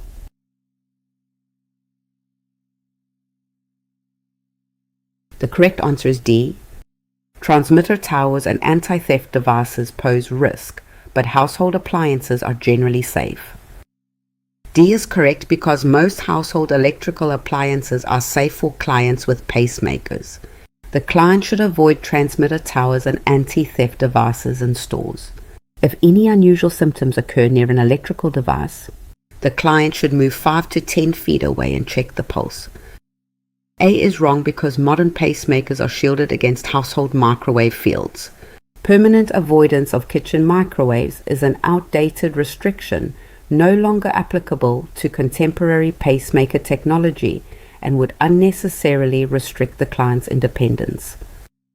B is wrong because no 3-foot proximity rule for household appliances is established in pacemaker teaching guidelines. This restriction is unsupported by clinical evidence and would prevent normal daily activities without a safety benefit. C is wrong because requiring all electrical appliances to be grounded and prohibiting solitary use are not standard pacemaker teaching guidelines. No such restrictions exist for household appliances, and implementing them would severely limit the client's daily function without clinical basis. Modern permanent pacemakers are far more sophisticated than older models, and the safety teaching that goes with them has changed significantly. Understanding what truly poses a risk versus what is simply outdated caution is essential for giving accurate, evidence-based patient education. Contemporary pacemakers include shielding, filtering, and reversion algorithms that make everyday household appliances safe. Microwave ovens, electric razors, washers, dryers, and cordless phones can all be used normally. The old rule telling patients to avoid microwaves is outdated and unsupported by current evidence. The real risks are specific and worth memorizing. High-power transmitter towers, anti-theft surveillance systems at store entrances, MRI scanners unless the device is labeled MRI conditional, and industrial arc welding equipment all produce fields strong enough to temporarily interfere with sensing or pacing. These are the cautions that belong in patient teaching. Spatially, think of the pacemaker site as a zone to protect from high-intensity electromagnetic fields. Anti-theft devices are safe to walk through but not to linger in. Cell phones and magnetic headphones should be kept at least 15 centimeters from the implant site. All other field sources requiring caution are industrial or clinical, not found in a typical home. The exam day signal is a patient with a pacemaker asking about daily life at home. The correct answer reassures them that household appliances are safe, then names the specific high-field exposures to avoid. Blanket prohibitions and proximity rules for all appliances are distractor traps, reflecting outdated guidance, not current standards. Question 31. A nurse is teaching a client with a history of chronic sun exposure and multiple basal cell carcinoma removals about early skin cancer detection. Which characteristic is most associated with malignant melanoma? Your options are A. Asymmetry, irregular border, color variation, diameter over 6 mm, evolution. B. Smooth border, uniform tan color, and diameter under 3 mm. C. Firm, raised nodule with a pearlescent border and central ulceration. D. Scaly, flat red patch that bleeds easily when scratched. Don't overthink it. Which one feels right?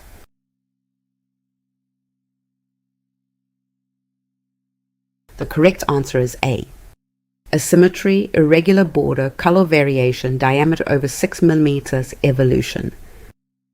Is correct because the ABCDE criteria asymmetry, border irregularity, color variation, diameter greater than 6 mm, and evolution or change over time are the standard warning signs for malignant melanoma. Any lesion meeting one or more of these criteria warrants urgent dermatologic evaluation and biopsy. B is wrong because A. Smooth border, uniform color, and small diameter describe a benign mole or low-risk lesion. Features concerning for melanoma are the opposite: irregularity, multiple colors, and larger size.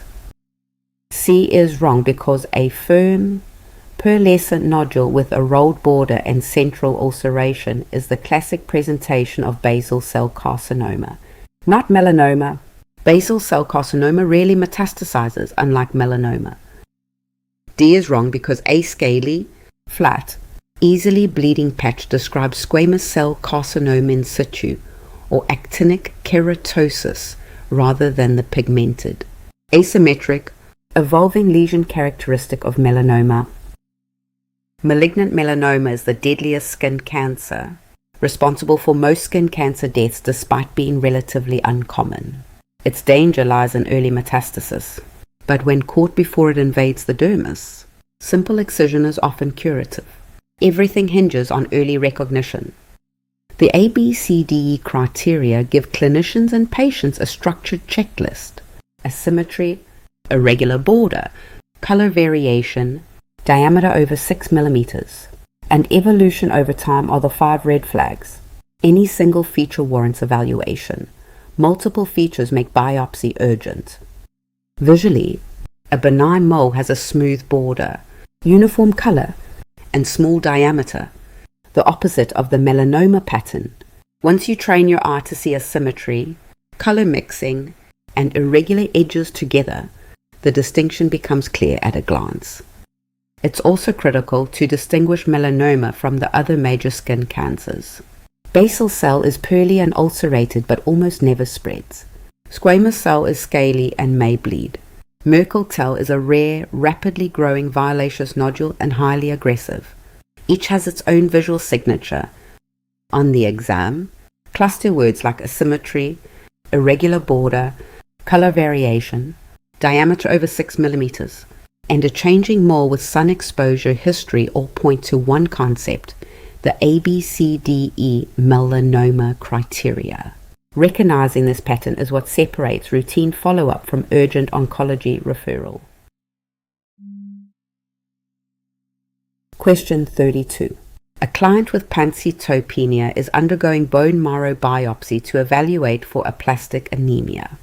The client asks what the biopsy will show if the diagnosis is confirmed. Which finding is characteristic of aplastic anemia on bone marrow biopsy? Your options are A. Hypercellular marrow with an increased blast cell percentage. B. Fatty replacement of marrow with markedly reduced hematopoietic cells. C. Dense infiltration with malignant plasma cells producing monoclonal protein. D. Fibrous replacement of marrow indicating myelofibrosis. Got a guess? Lock it in.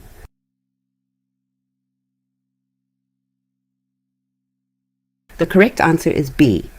Fatty replacement of marrow with markedly reduced hematopoietic cells. B is correct because in aplastic anemia, the bone marrow stem cell population is destroyed or suppressed, leaving marrow spaces filled with fat rather than active hematopoietic tissue. Biopsy characteristically shows hypocellular or acellular marrow with fatty replacement, in sharp contrast to the hypercellular marrow seen in leukemia. A is wrong because hypercellular marrow with increased blasts indicates acute leukemia, not aplastic anemia. Aplastic marrow shows hypocellularity with fat replacement rather than overcrowding with immature cells. C is wrong because malignant plasma cell infiltration producing monoclonal protein is the hallmark of multiple myeloma on bone marrow biopsy. This pattern is distinct from the acellular fatty marrow of aplastic anemia. D is wrong because fibrous marrow replacement indicates myelofibrosis, a myeloproliferative disorder. Aplastic anemia is characterized by fatty replacement, not the fibrotic replacement of hematopoietic tissue seen in myelofibrosis.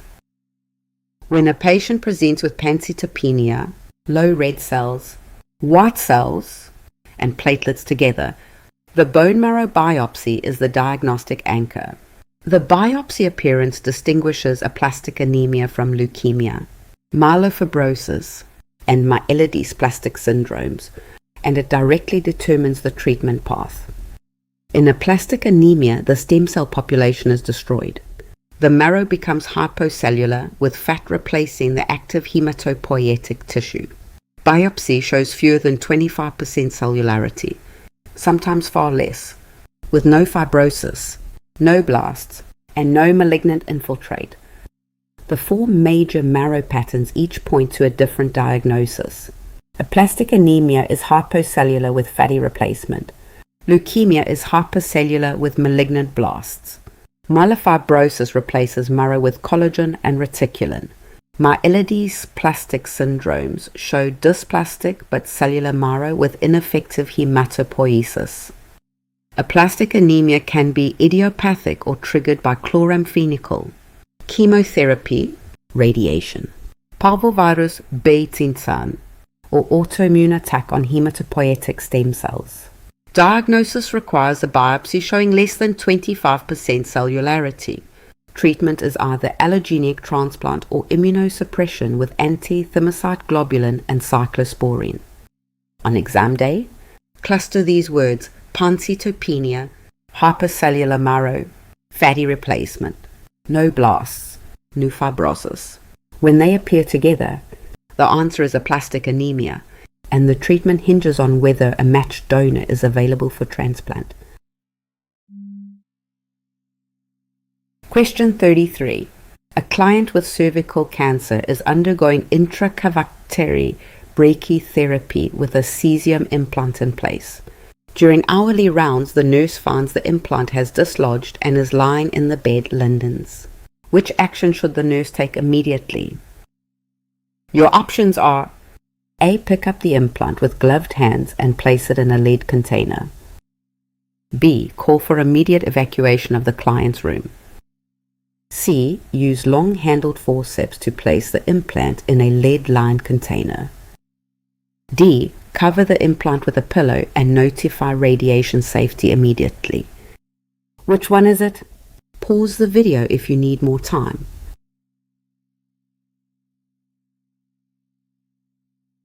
The correct answer is C.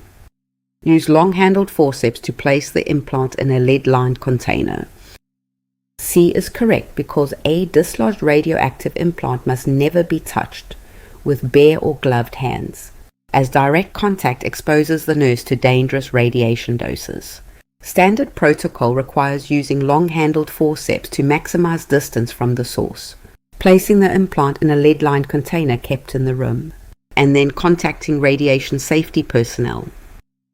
A is wrong because gloves provide no radiation shielding. Placing hands near a radioactive cesium source without distance protection results in significant radiation exposure regardless of glove use. B is wrong because room evacuation is not the standard protocol for a dislodged intracavitary implant. The priority is safe containment of the radioactive source using forceps and a lead-lined container before notifying radiation safety.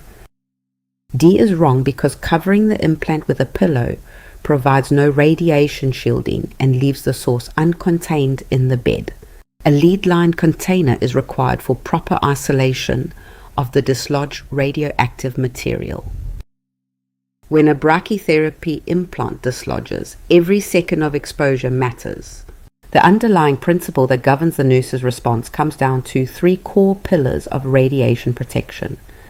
Time, distance, and shielding work together, minimizing time near the source, maximizing distance, and placing dense material between person and source each reduce the dose received. Distance is especially powerful. Doubling it cuts the dose to 1/4, because dose falls off with the square of distance. The correct response to a dislodged sealed source uses long-handled forceps to maintain distance from the hand, deposits the source directly into a lead-lined container for shielding, and completes the entire action as quickly as possible to minimize exposure time. Radiation safety personnel are notified immediately after. Three common distractors fail because they misunderstand gamma radiation. Gloves block nothing. Gamma passes straight through nitrile. Covering the source with a pillow leaves it uncontained.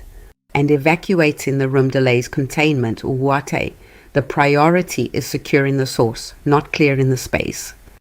Remember that sealed brachytherapy sources pose external gamma exposure only, with no fluid contamination. Unsealed agents like iodine-131 require additional precautions for body fluids.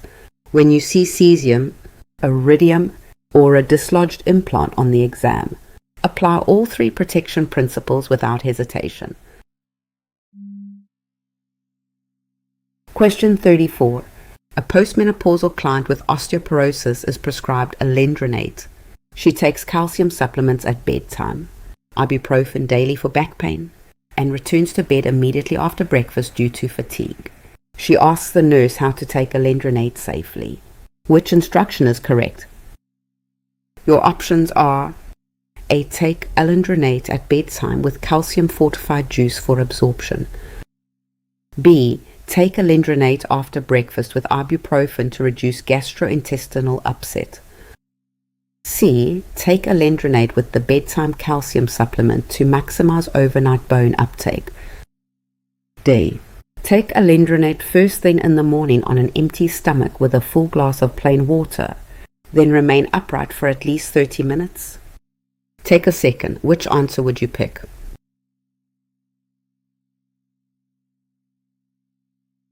The correct answer is D. Take alendronate first thing in the morning on an empty stomach with a full glass of plain water, then remain upright for at least 30 minutes. D is correct because bisphosphonates must be taken in the morning on an empty stomach with plain water only, and the client must remain upright for at least 30 minutes to prevent esophagitis from drug reflux. Food, calcium supplements, and other medications all reduce alendronate absorption. The client's reported difficulty swallowing also warrants PHCP evaluation as a contraindication flag. A is wrong because taking alendronate at bedtime with juice violates both the upright posture requirement and the empty stomach window. Lying down allows the drug to pool against the esophageal mucosa, causing erosive esophagitis. Calcium in juice also binds the drug and blocks absorption. B is wrong because food taken with alendronate reduces its already low bioavailability by more than 60%.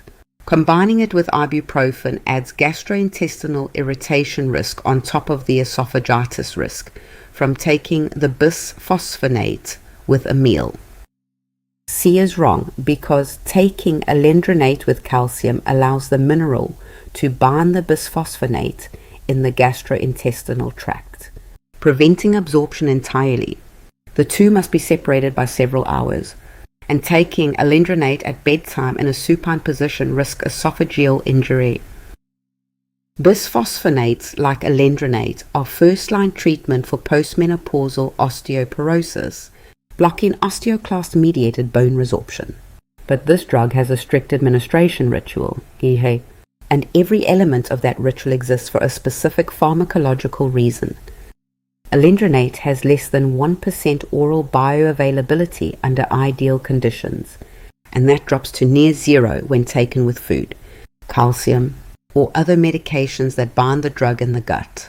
It also risks severe esophagitis if it pulls against the esophageal mucosa rather than passing quickly through. The protocol becomes a fixed morning sequence. Take alendronate on an empty stomach with a full glass of plain water, remain upright for at least 30 minutes, then resume the normal routine including breakfast and other medications like calcium and vitamin D. Skipping any element either collapses absorption or risks esophageal injury. The classic exam distractors each pair alendronate with something that defeats either absorption or safety. Bedtime dosing with calcium maximizes drug binding in the gut. Taking it after breakfast adds NSAID irritation to an already vulnerable esophagus. Lying down after the dose promotes esophagitis. Food or juice eliminates what little absorption was possible. When exam questions cluster the words alendronate, empty stomach, plain water, and upright for 30 minutes, the concept being tested is this complete administration protocol. Get all four elements right and the drug works safely. Miss anyone and absorption fails or the esophagus pays the price. Question 3. A nurse is teaching a client with emphysema about dyspnea management at home. The client asks which position best helps breathing during severe episodes. Which nurse response is correct? Your options are A. Sit upright and lean forward with your elbows on your knees or a table. B. Lie on your side with one pillow under your head for support. C. Sit up straight with your hands flat on your thighs to open the chest. D. Lie with a wedge pillow elevating the upper body to 30 degrees. Before I reveal it, which one do you think is right?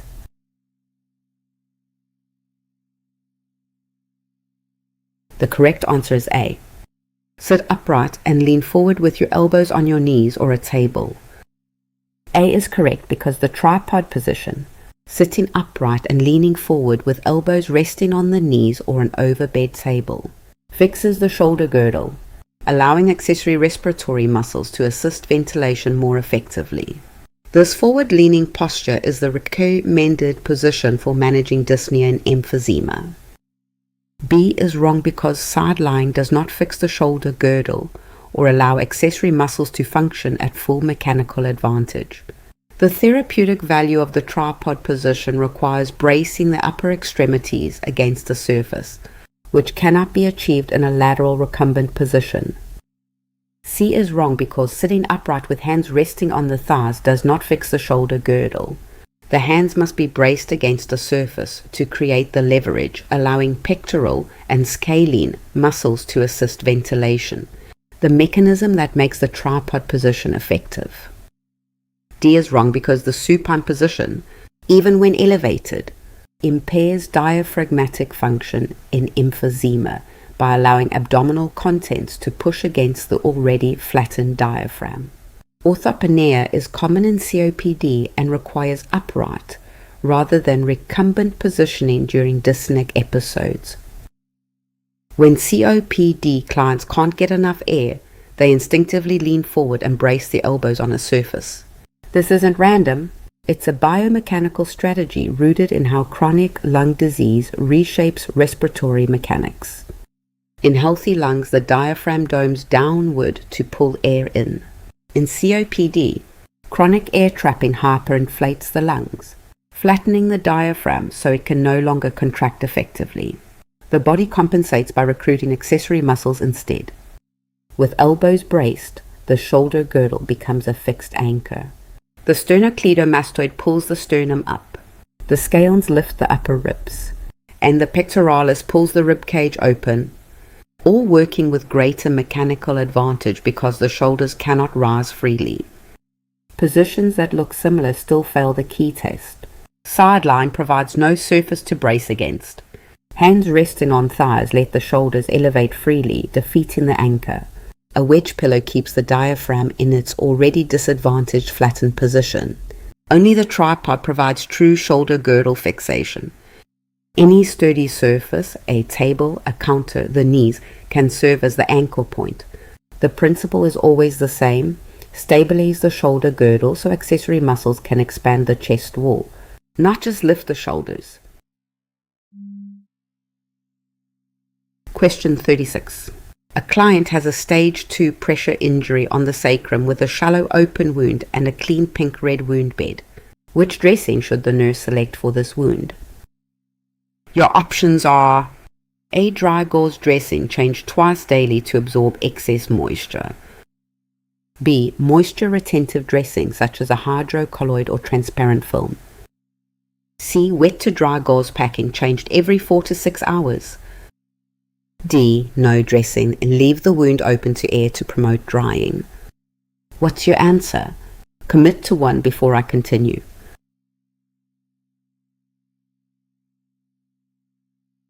The correct answer is B. Moisture retentive dressing such as a hydrocolloid or transparent film. B is correct because A stage down to pressure injury with a clean pink red wound bed benefits from a moisture retentive dressing such as a hydrocolloid. Moist wound healing provides the optimal environment for epithelial cell migration, accelerating closure of the partial thickness injury without disrupting fragile new tissue. A is wrong because dry gauze adheres to the wound bed and disrupts newly forming epithelial cells when removed. Twice daily changes repeatedly traumatize the wound surface and do not maintain the moist environment that evidence-based wound care requires. C is wrong because wet to dry packing is a mechanical debridement technique designed for wounds with necrotic tissue requiring removal. Applying it to a clean stage 2 wound with viable pink tissue would debride healthy epithelial cells and delay healing. D is wrong because allowing the wound bed to dry promotes hard Escher formation that blocks epithelial migration and impedes granulation. Moist wound healing, not desiccation, is the evidence-based principle for partial thickness pressure injuries. Pressure injury management hinges on matching the right dressing to the right wound. For stage 2 injuries, the foundational principle is moist wound healing, a standard that replaced older dry gauze traditions based on decades of wound biology research. A stage 2 injury is partial thickness, meaning the epidermis is disrupted, but the dermis remains intact. The wound bed appears pink-red and shallow, sometimes with minimal serous exudate. A hydrocolloid dressing maintains a moist gel interface directly over this delicate tissue. Wound biology explains why moisture matters. Epithelial cells migrating from wound edges travel significantly faster across moist surfaces than dry ones. Without moisture, hard eschar forms, physically blocking that migration and stalling closure. Hydrocolloids, transparent films, and foam dressings are all moisture-retentive options. Hydrocolloids can remain in place 3 to 7 days, reducing disruption to healing tissue. Transparent films allow wound visualization and act as a bacterial barrier. Dry gauze, by contrast, adheres to the wound bed and tears away new epithelium on removal. The dressing always follows the stage. Stage 1 has intact skin and needs protection only. Stage 2 needs moisture retention. Stage 3. Full thickness wounds need absorbent foam or alginate. Stage 4 wounds with exposed bone or muscle require debridement and tailored packing. Accurate staging is what makes correct dressing selection possible. Question 37. A nurse is providing discharge teaching to a client with peripheral arterial disease about foot care. The client asks whether soaking the feet in warm water is safe to improve circulation. Which nurse response is correct? Your options are: A. Warm water foot soaks are encouraged to vasodilate the arterial vessels. B. Cool water soaks are better for arterial circulation than warm water. C. Direct heat sources, including warm water soaks, must be avoided due to burn risk. D. Brief warm soaks are safe as long as the client checks the water temperature first. Pick one. Trust your gut. Here's your chance to test yourself.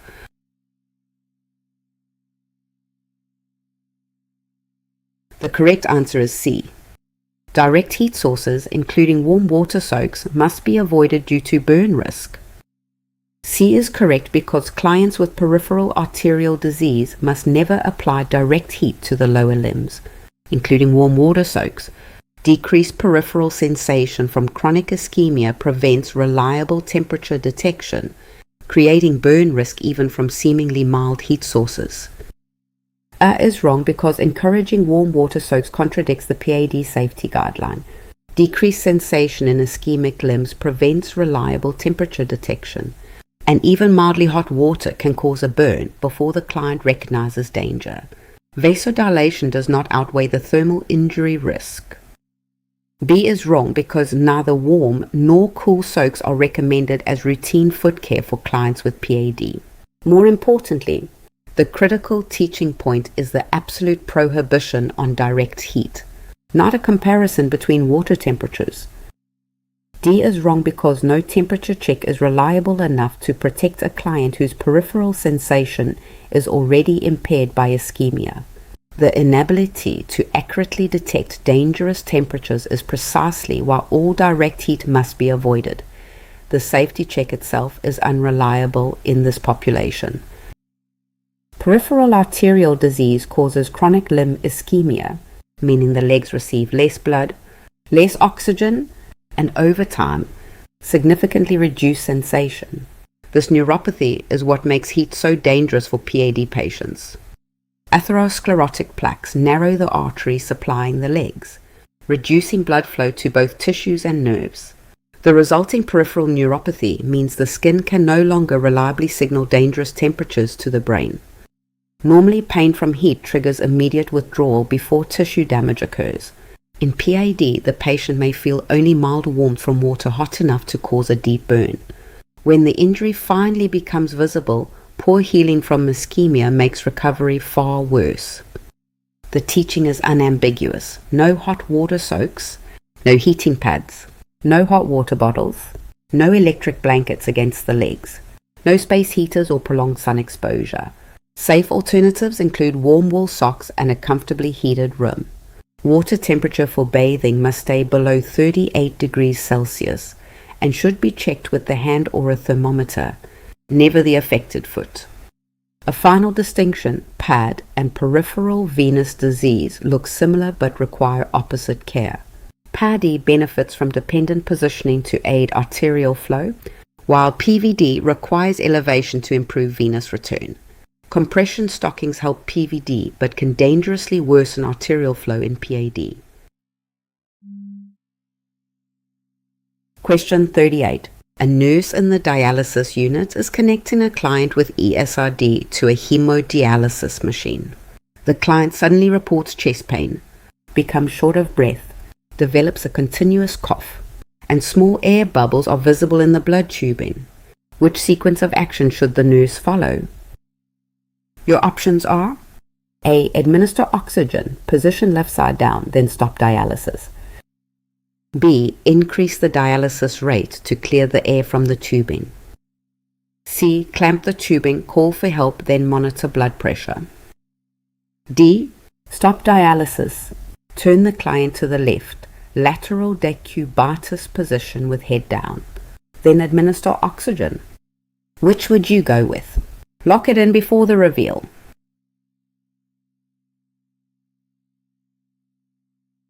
The correct answer is D. Stop dialysis, turn the client to the left lateral decubitus position with head down, then administer oxygen.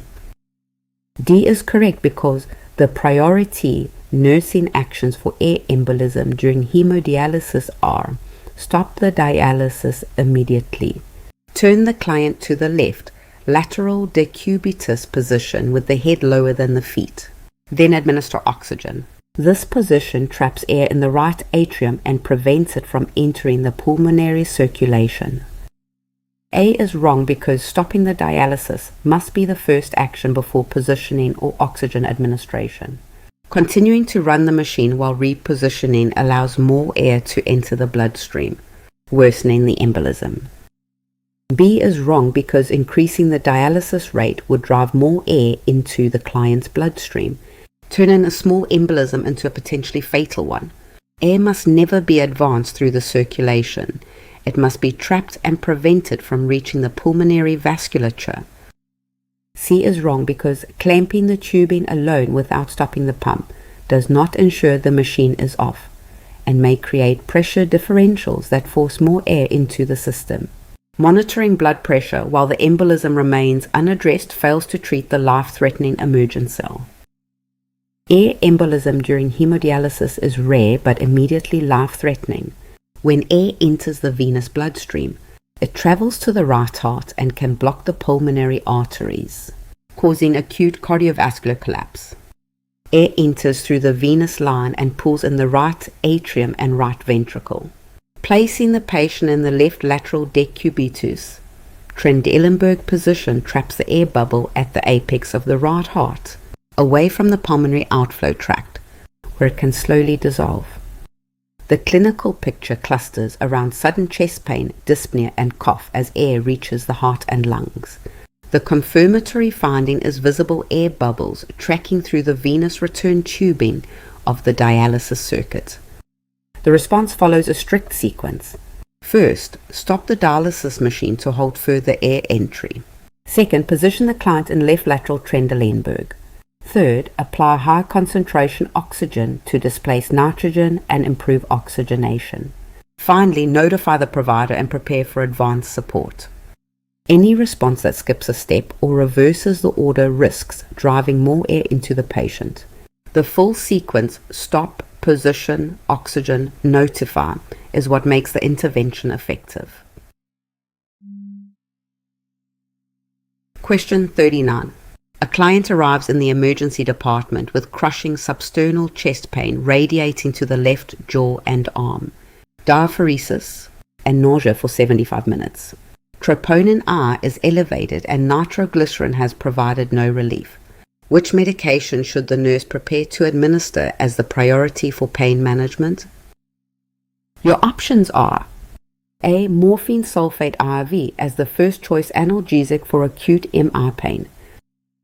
B. Aspirin 325 mg chewed for immediate antiplatelet effect. C. Ibuprofen 400 mg orally for analgesic and anti-inflammatory effect. D. Metoprolol tartrate 5 ml IV to reduce heart rate and myocardial oxygen demand. Don't overthink it. Which one feels right?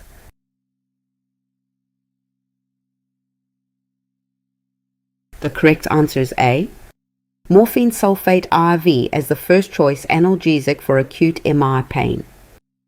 A is correct because morphine sulfate IV is the priority analgesic for acute MI pain.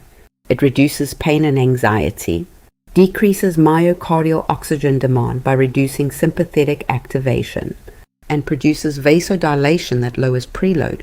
Morphine is the first choice analgesic in acute MI management. B is wrong because aspirin 325 ml is a critical early intervention in acute MI for anti-platelet effect. But its purpose is to inhibit platelet aggregation rather than provide analgesia. Uncontrolled pain itself increases oxygen demand, making morphine the priority intervention.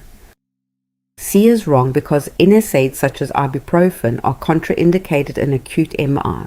They increase cardiovascular risk, can worsen myocardial injury, and provide no benefit in the ischemic setting.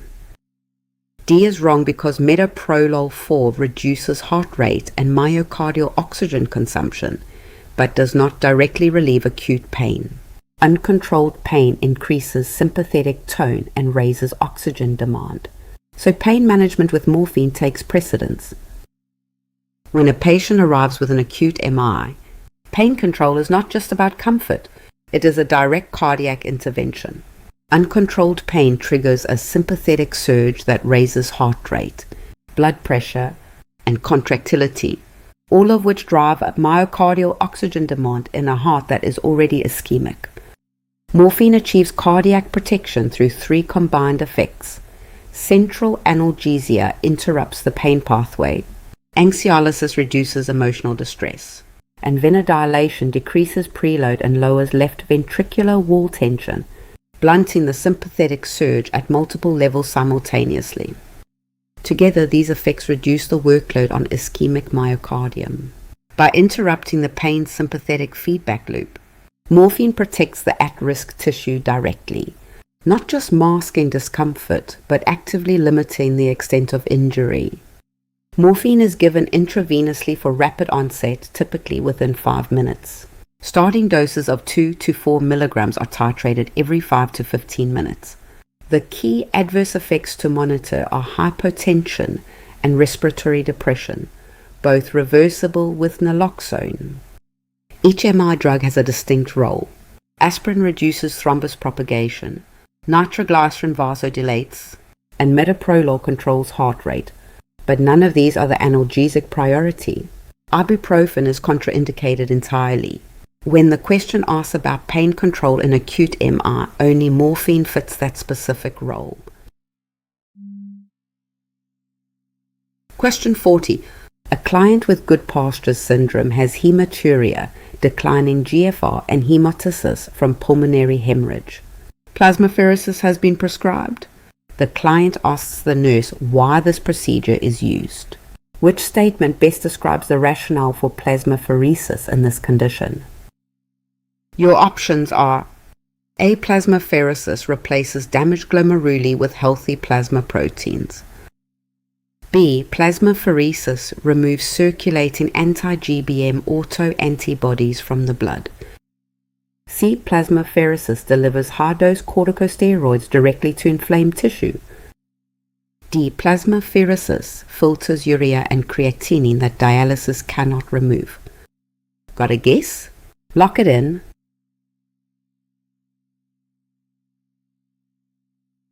The correct answer is B. Plasmapheresis removes circulating anti-GBM autoantibodies from the blood. B is correct because Goodpasture's syndrome is caused by autoantibodies targeting the glomerular and alveolar basement membranes. Plasmapheresis removes these circulating anti-GBM antibodies from the plasma, halting ongoing immune-mediated destruction of the kidneys and lungs, and allowing immunosuppressive therapy to suppress further antibody production. A is wrong because plasmapheresis is a blood purification technique that separates and removes plasma contents. It does not repair or replace glomeruli, which are anatomical structures requiring reduction of immune injury to heal. C is wrong because plasmapheresis removes substances from plasma rather than delivering medications. Corticosteroids are administered systemically through separate pharmacological routes and reach inflamed tissue through normal circulation. D is wrong because filtering urea and creatinine is the function of hemodialysis or continuous renal replacement therapy. Plasmapheresis targets large molecule plasma proteins such as autoantibodies, not small metabolic waste products. Goodpasture's syndrome is a rare autoimmune disease where antibodies directly attack the basement membranes of the kidneys and lungs. Understanding why plasmapheresis works requires understanding what makes this disease unique among autoimmune conditions. The antibodies bind directly to glomerular and alveolar basement membranes, causing simultaneous kidney failure and pulmonary hemorrhage. Unlike most autoimmune diseases, the antibodies here are directly causal. The more antibodies circulating in the blood, the greater the destruction. In plasmapheresis, blood is withdrawn and spun in a centrifuge to separate plasma from cells.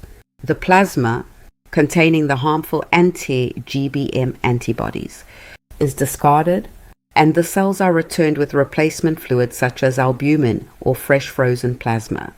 Multiple sessions over days to weeks progressively lower antibody levels. A critical distinction.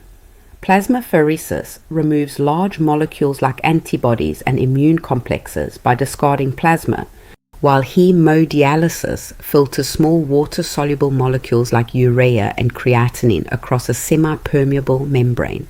In Goodpasture's, a patient may need both dialysis for kidney support and plasmapheresis for antibody removal. Treatment targets both the existing circulating antibodies and the cellular production of new ones.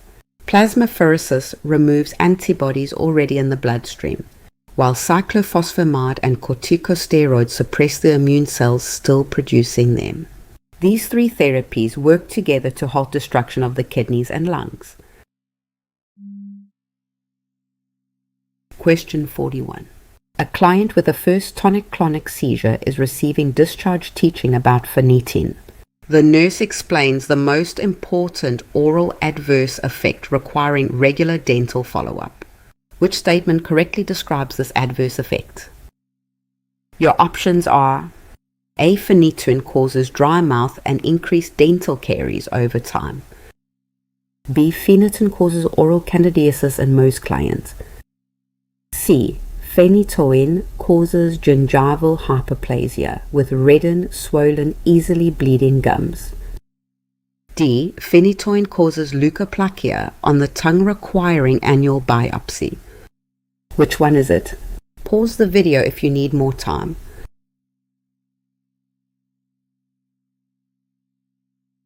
The correct answer is C. Phenytoin causes gingival hyperplasia with reddened, swollen, easily bleeding gums. C is correct because gingival hyperplasia is a well-documented adverse effect of phenytoin that produces reddened, swollen gum tissue that bleeds easily. Meticulous oral hygiene and regular dental cleanings reduce its severity.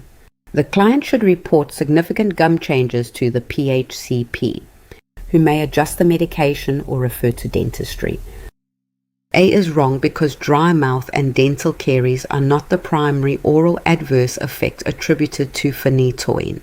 Gingival hyperplasia is the specific, well-documented phenytoin effect that requires targeted oral hygiene education.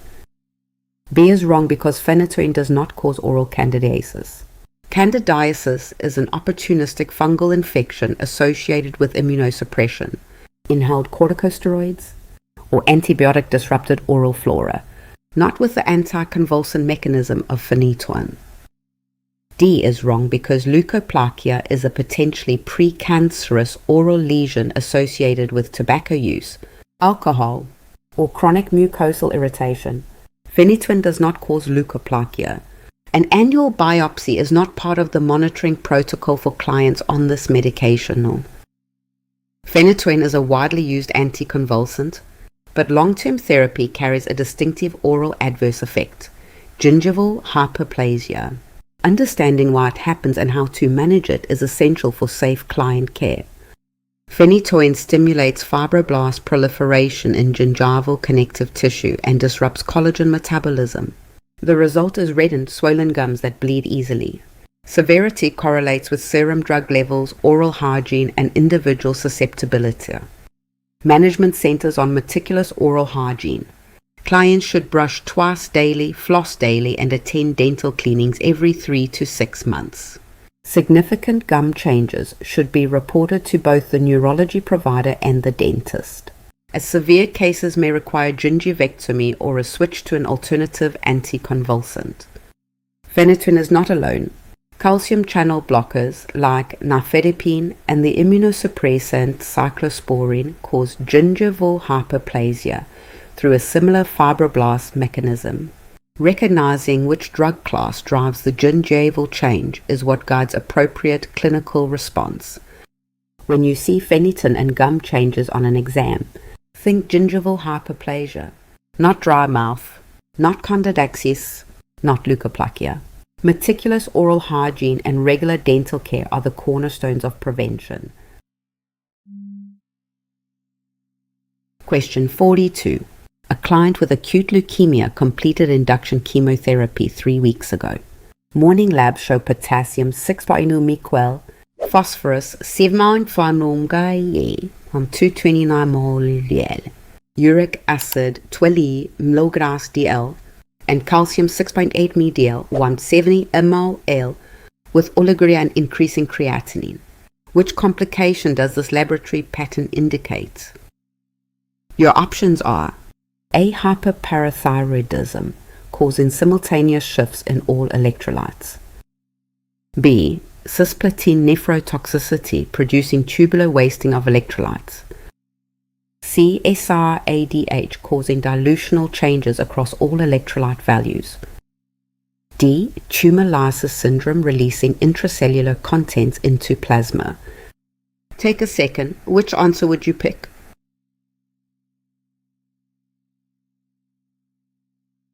The correct answer is D. Tumor lysis syndrome, releasing intracellular contents into plasma. D is correct because tumor lysis syndrome occurs when massive cell death releases intracellular contents into the circulation. The characteristic pattern is hyperkalemia, hypophosphatemia, hyperuricemia, and hypocalcemia. Calcium binds the excess phosphate. Oliguria and rising creatinine reflects uric acid crystal deposition in the renal tubules, a lacidipacanttamcal, an oncological emergency requiring aggressive IV hydration and allopurinol. A is wrong because hyperparathyroidism elevates serum calcium through PTH-driven bone resorption and renal reabsorption. It does not produce the pattern of high potassium, phosphorus, and uric acid with low calcium seen in tumor lysis syndrome. B is wrong because cisplatin nephrotoxicity causes electrolyte wasting, low potassium, magnesium, and calcium, not the elevated potassium, phosphorus, and uric acid that characterize intracellular release in tumor lysis. C is wrong because SIADH produces dilutional hyponatremia with weight gain and concentrated urine. It does not cause the multi-electrolyte pattern of hyperkalemia, hyperphosphatemia, and hyperuricemia seen in this clinical picture. Tumor lysis syndrome is an oncologic emergency that occurs when massive cancer cell death floods the bloodstream with intracellular contents. It happens most often within hours to days of cytotoxic chemotherapy for aggressive malignancies like Burkitt lymphoma or acute leukemia. Cancer cells are packed with potassium, phosphate, and nucleic acid precursors. When chemotherapy destroys them en masse, these substances flood the extracellular fluid. The kidneys cannot keep up. especially as uric acid from nucleic acid breakdown precipitates in renal tubules and obstructs urine flow. The 4 hallmark electrolyte abnormalities are hyperkalemia, hyperphosphatemia, hyperuricemia, and hypercalcemia. The hypercalcemia is not from calcium loss. Elevated phosphate binds calcium, forming precipitates in tissues. Rising creatinine and oliguria confirm acute kidney injury layered on top of these electrolyte disturbances. The exam trap is conditions that mimic only part of the pattern. Hyperparathyroidism raises calcium, the opposite of TLS. Cisplatin causes electrolyte wasting with low potassium and calcium. SIADH produces hyponatremia alone. Only tumor lysis drives all 4 abnormalities together with renal compromise. No single abnormality diagnoses tumor lysis syndrome. The pattern does.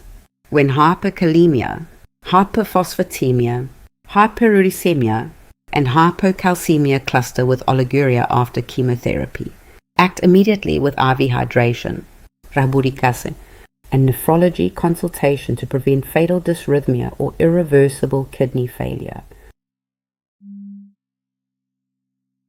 Question 43. A client recently diagnosed with HIV has a CD4 count of 180 cells per microliter and is starting antiretroviral therapy. The client asks what is most important to watch for at home. Which response reflects the priority teaching for this client? Your options are A. Seek care immediately if you develop fever, a new cough, or unexplained weight loss. B. Antiretroviral medications will cure HIV within 6 months of consistent use. C. You no longer need barrier protection because medication reduces transmission completely. D. A CD4 count of 180 means no special precautions are needed at home. Before I reveal it, which one do you think is right?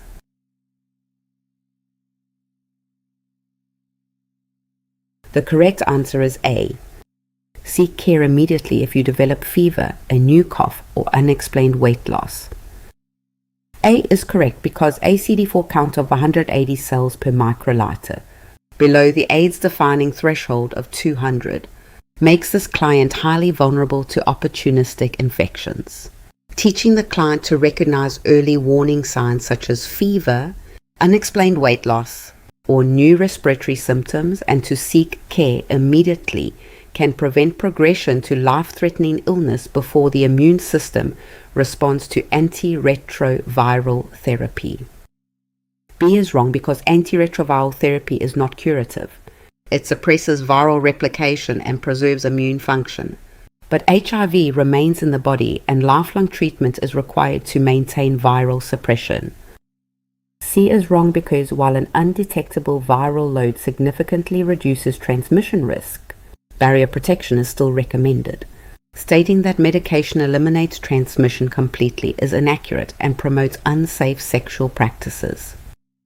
D is wrong because A. CD4 count below 200 cells per microliter defines AIDS-level immune suppression, requiring active precautions to prevent opportunistic infection. Telling the client no special precautions are needed is clinically dangerous. When HIV destroys CD4 T lymphocytes, the immune system loses its coordinator. Understanding where a client falls on the CD4 spectrum determines how urgently they need protection and teaching. The CD4 count is the key number guiding care. Above 500, routine adult care applies. Between 200 and 500, standard HIV monitoring begins. Below 200 marks the AIDS-defining threshold, triggering pneumocystis prophylaxis, and risk climbs further as counts fall below 100 and then below 50. Because CD4 counts rise gradually over months on antiretroviral therapy, a client starting RT at a count of 180 remains at AIDS level suppression for weeks to months. During this window, common pathogens become life-threatening, so the client must recognize fever, new cough, unexplained weight loss, persistent diarrhea, and new skin lesions as signals to seek care immediately. IV specifically targets the CD4 receptor on T lymphocytes. Once inside, the virus replicates and destroys the cell, progressively collapsing cell-mediated immunity and opening the door for opportunistic infections that a healthy immune system would easily control. Antiretroviral therapy suppresses the virus but does not cure it, and immune recovery is gradual. Until CD4 counts recover, the most important teaching is simple. Any new or progressing symptom, fever, cough, weight loss, diarrhea, or skin changes, means seek care immediately. Question 44. A client is 3 days post-laminectomy for lumbar L4, L5 disc herniation and asks about returning to desk work next week, proper sleep positioning, and lifting restrictions during recovery. Which nurse response is correct? Your options are A. Prolonged sitting is the safest recovery position. Return to 8-hour desk work is recommended within 1 week. B. Minimize sitting time. Sleep on the side with knees and hips flexed and a pillow between the legs. Avoid lifting above elbow height. C. Resume all pre-surgery activities immediately since laminectomy fully restores spinal stability. D. Maintain complete bed rest for 3 weeks to allow the disc space to heal before any activity. What's your answer? Commit to one before I continue.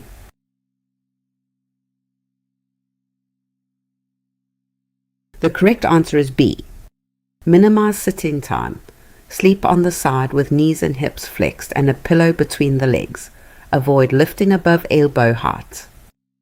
B is correct because sitting substantially increases intradiscal pressure at the L4, L5 level and must be minimized in early lumbar disc surgery recovery. Side lying with hips and knees flexed and a pillow between the legs maintains lumbar alignment and reduces surgical site tension. Lifting above elbow height creates spinal flexion forces that can disrupt the repair. A is wrong because prolonged sitting is specifically contraindicated after lumbar disc surgery. 8 hours at a computer within 1 week places repeated compressive loading on the operated disc level and can cause hardware failure or a herniation during the critical early healing phase. C is wrong because laminectomy removes part of the vertebral arch but does not restore full structural stability. Unrestricted return to all activities ignores the weeks required for the surgical site, bone, and surrounding soft tissue to heal adequately. D is wrong because 3 weeks of complete bed rest causes deep vein thrombosis, pulmonary complications, and significant deconditioning. Current evidence supports early graduated mobilization within position restrictions, not prolonged immobilization, after lumbar disc surgery. After lumbar laminectomy, post-operative care balances protecting the healing disc against the complications of immobility. Understanding why certain positions are restricted comes down to one key principle: intradiscal pressure. Intradiscal pressure changes dramatically with posture. Lying flat or standing creates moderate load. Sitting raises pressure by 40 to 100% compared to standing, and bending forward or slumping multiplies it further. This is why prolonged sitting is the most important restriction after lumbar disc surgery. At the operated level, the lamin has been removed to free the compressed nerve root. The intervertebral disc beneath is healing and cannot tolerate excessive loading without risk of reherniation or hardware failure. The core discharge instructions cover 4 areas. Limit sitting and stand or walk every 20 to 30 minutes. Sleep side lying with hips and knees flexed and a pillow between the legs. Restrict lifting to small objects below elbow height, and begin walking immediately to prevent deconditioning. The exam day signal is this balance. Protect the operated disc from pressure by limiting sitting and lifting while preventing DVT, pneumonia, and deconditioning through early, gentle ambulation. Prolonged bed rest and prolonged sitting are both wrong answers. Question 45. A client with COPD on 5-element oxygen via nasal cannula becomes increasingly drowsy and minimally responsive. Arterial blood gas results show pH 7.30, PaCO2 74 mg Hg, PaO2 68 mg, and HCO3 30 WEMEQs. Which nursing action is most appropriate? Your options are A. Increase oxygen to 10 lmin to address the hypoxemia. B. Hold the oxygen briefly to stimulate the hypoxic respiratory drive. C. Notify the PHCP immediately and prepare for possible ventilatory support. D. Encourage the client to take deep breaths and position in low Fowlers. Pick one. Trust your gut. Here's your chance to test yourself.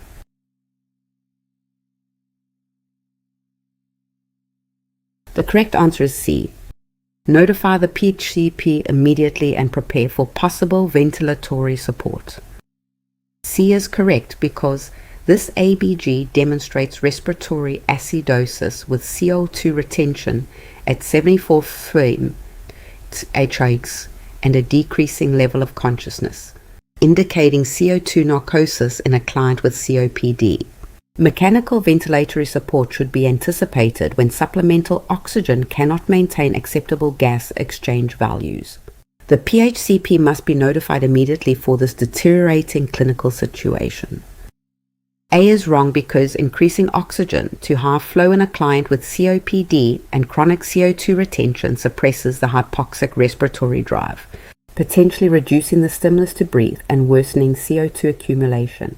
Oxygen must be titrated to ABG values, not escalated without reassessment. B is wrong because withdrawing all oxygen would cause dangerous hypoxia in a client with an already compromised PaO2. The hypoxic drive concept does not justify creating acute hypoxic danger. Oxygen must be carefully titrated, not removed entirely. D is wrong because a drowsy, minimally responsive client cannot safely perform cooperative deep breathing. Attempting respiratory exercises in a client with CO2 narcosis risks aspiration and respiratory arrest. PHCP notification and preparation for ventilatory support are the clinical priority. In COPD, years of airway obstruction lead to chronic CO2 retention. The body compensates by retaining bicarbonate, keeping pH near normal, but this sets up a dangerous vulnerability when oxygen therapy is mismanaged. Normally, rising CO2 stimulates breathing through central chemoreceptors. In chronic CO2 retainers, that central drive has desensitized, so ventilation shifts to the peripheral hypoxic drive, sensors in the carotid body that respond to low oxygen. Giving high-flow oxygen removes that stimulus, ventilation drops, and CO2 climbs into the narcotic range. The carotid body detects low arterial oxygen and signals the brainstem to breathe faster, when supplemental oxygen eliminates that low oxygen signal. The already desensitized COPD patient loses their primary remaining ventilatory stimulus. The clinical picture of acute hypercapnic decompensation includes increasing drowsiness, confusion, and altered mental status as CO2 climbs to the 70 to 90 range. The ABG shows pH below 7.35, markedly elevated PaCO2, and a chronically elevated bicarbonate around 30 or higher, confirming long-standing compensation on top of acute worsening. The critical shift is recognizing when a chronically compensated COPD patient tips into acute decompensation, altered mental status, a falling pH, and CO2 rising above the patient's baseline demand, immediate provider notification, and preparation for non-invasive or invasive ventilatory support. Not more oxygen, not less oxygen, but mechanical help. Question 46. A nurse assessing a client on a cardiac monitor the day after MI notes a rhythm strip with no P waves, wide QRS complexes at a rate of 162 beats per minute, and a regular rhythm. The client is alert and reports palpitations. How should the nurse interpret this rhythm? Your options are A. Sinus tachycardia with aberrant conduction at a rapid rate. B. Atrial fibrillation with rapid ventricular response. C. Ventricular fibrillation requiring immediate CPR and defibrillation. D. Ventricular tachycardia with pulse requiring antidysrhythmic therapy. Which would you go with? Lock it in before the reveal.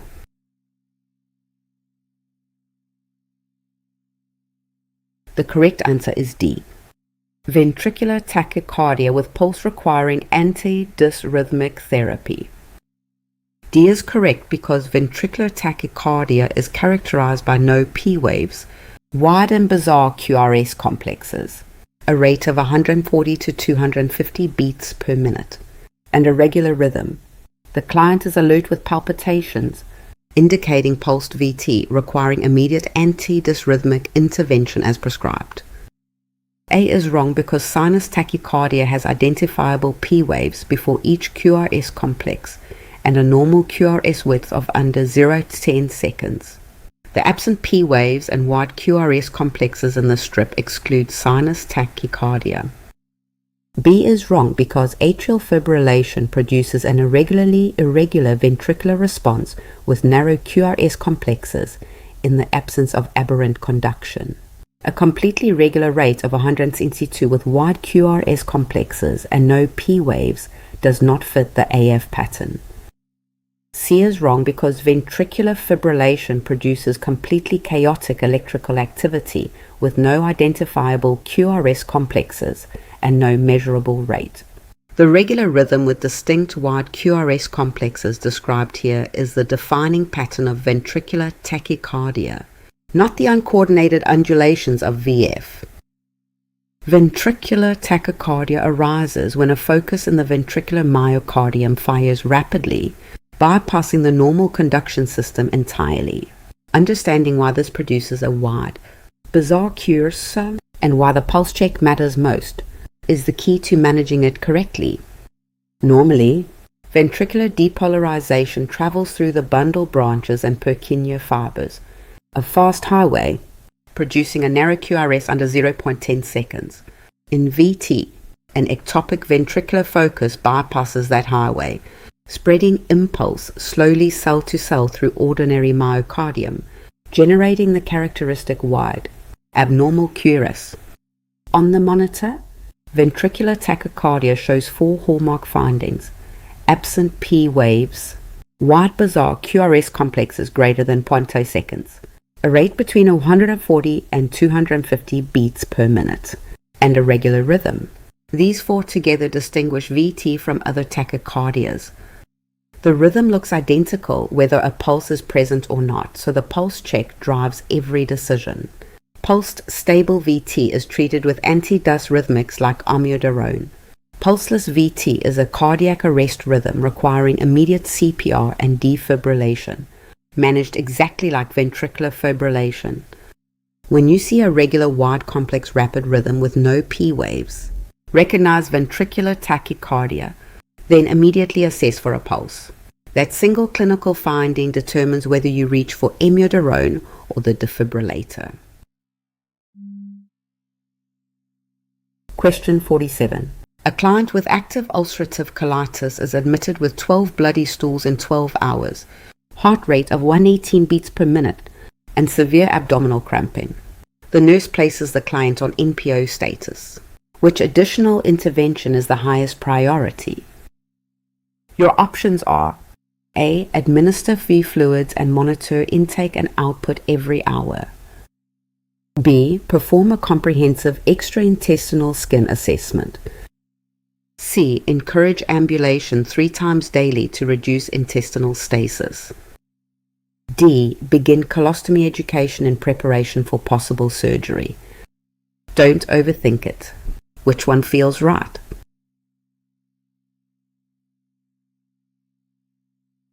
The correct answer is A. Administer IV fluids and monitor intake and output every hour. A is correct because 12 bloody stools with tachycardia indicate significant fluid and blood loss with early hemodynamic compromise. IV fluid resuscitation with hourly intake and output monitoring restores circulating volume and prevents progression to hypovolemic shock, the immediate life threat in this presentation. B is wrong because extraintestinal manifestations of ulcerative colitis are clinically important but do not represent an immediate life threat.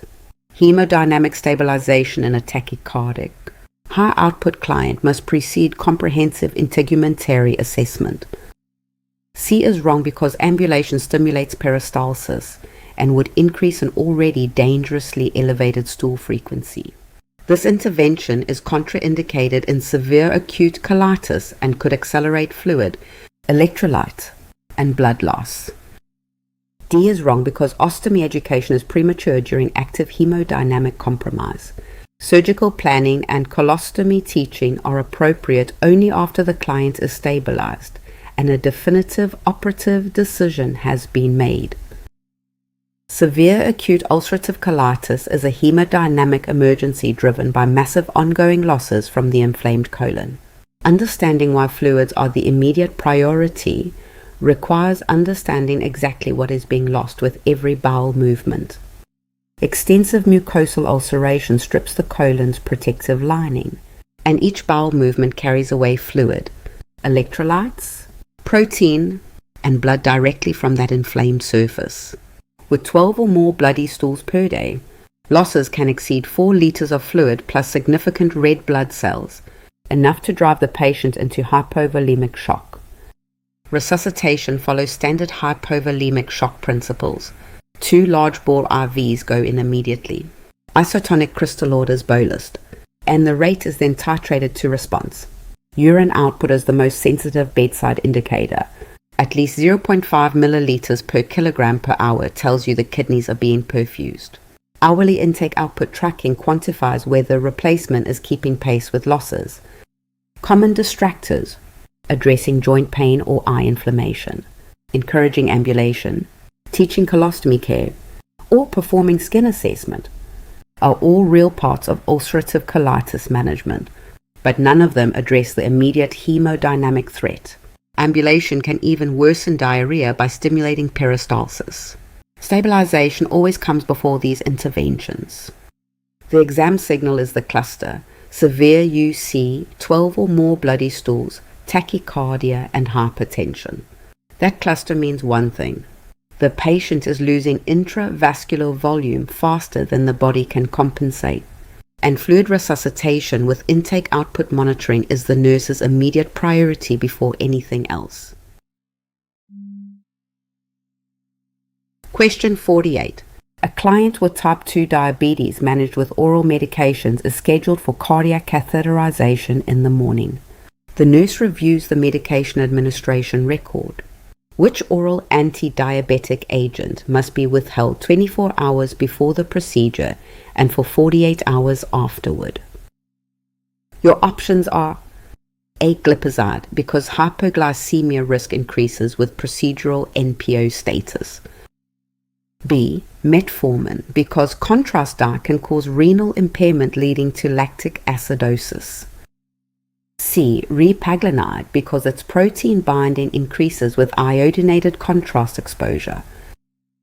D. Pioglitazone, because it causes fluid retention that worsens contrast nephropathy. Got a guess? Lock it in.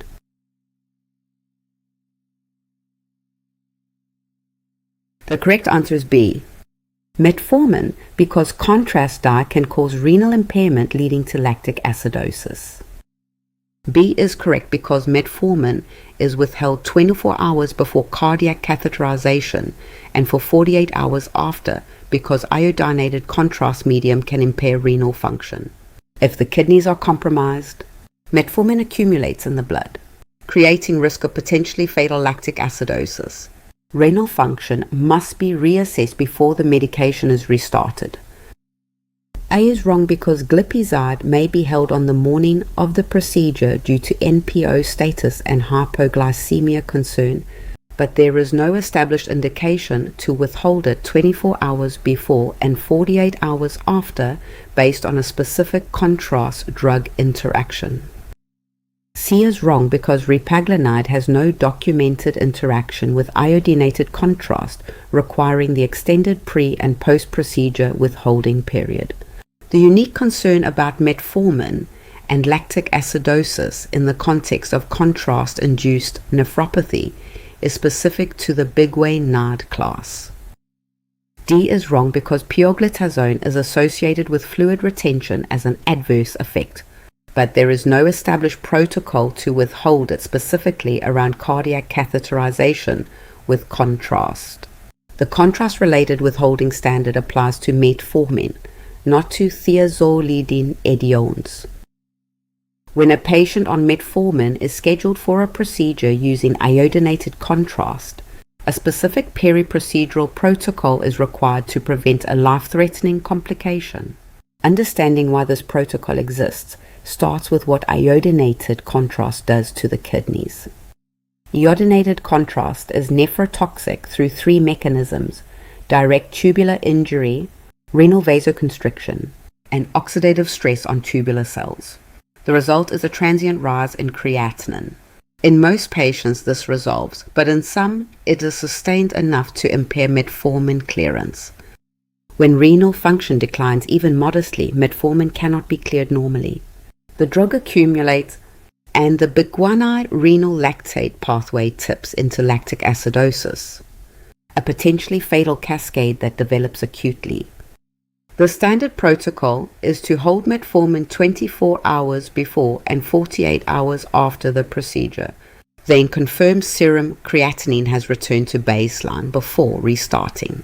During this window, blood glucose is managed with insulin or other agents that do not rely on renal clearance.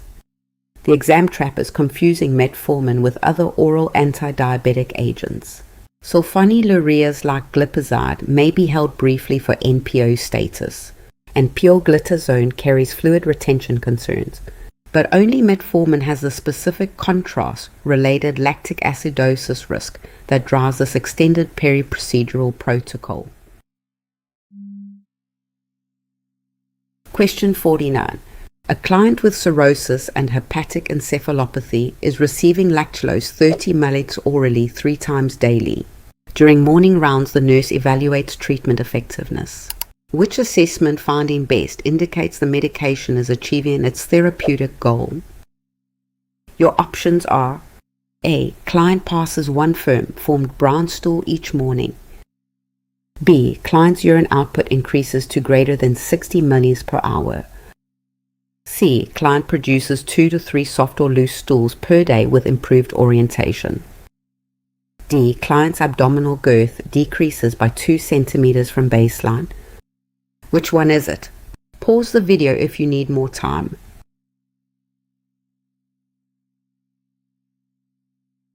The correct answer is C.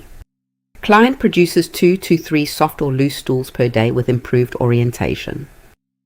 C is correct because the therapeutic endpoint for lactulose in hepatic encephalopathy is 2 to 3 soft or loose stools per day. This frequency indicates adequate colonic acidification, which traps ammonia for excretion in feces. Improved orientation confirms that circulating ammonia levels are falling as the treatment takes effect. A is wrong because 1 formed firm stool per day indicates insufficient lactulose effect. The colonic environment has not been adequately acidified. Ammonia may continue accumulating, and the goal of multiple soft stools to clear ammonia-containing fecal material has not been met. B is wrong because lactulose does not affect renal tubular function or urine production. Its mechanism is entirely colonic. Monitoring urine output is not a therapeutic endpoint for lactulose and reflects a different organ system entirely. D is wrong because abdominal girth reduction reflects resolution of acidic fluid, which is managed with sodium restriction and diuretics. Lactulose targets neurological symptoms through colonic ammonia excretion and has no mechanism to reduce ascites volume. When the liver fails, it can no longer clear ammonia produced by gut bacteria. That ammonia crosses into the brain and causes the confusion, asterixis, and lethargy of hepatic encephalopathy. Lactulose is the primary tool for interrupting this process at the gut level. Normally, the liver clears ammonia through the urea cycle before it can reach the brain. In advanced liver disease, that clearance fails. Ammonia builds up in the blood, and it readily crosses the blood-brain barrier to disrupt neurotransmission. Lactulose works entirely in the colon in 3 steps. First, human enzymes cannot digest it, so it arrives in the colon intact. Second, colonic bacteria ferment it, producing acids that lower pH. Third, the acidic environment converts ammonia into ammonium ion, which cannot cross the colonic mucosa and is excreted in stool. The dual marker of effectiveness is 2 to 3 soft stools per day plus improving mental status. Stool frequency confirms the colon has been adequately acidified. Improving orientation confirms ammonia is being cleared from the brain. One-formed stool, increased urine output, or decreased abdominal girth are real clinical findings, but none of them reflect lactulose working. When you see hepatic encephalopathy and lactulose on an exam, look for the combination of 2 to 3 soft stools daily and improved mental status. That pairing is the one unambiguous signal that the medication is achieving its therapeutic goal. Question 50. A nurse is reviewing discharge instructions with a client who had a transurethral resection of the prostate and is going home with continuous bladder irrigation. Which finding requires the nurse to contact the PHCP before discharge? Your options are A. Urine that appears light pink after 3 days of irrigation. B. Mild perineal discomfort rated 3 out of 10. So output of 2,200 milliliters over a documented input of 2,000 milliliters.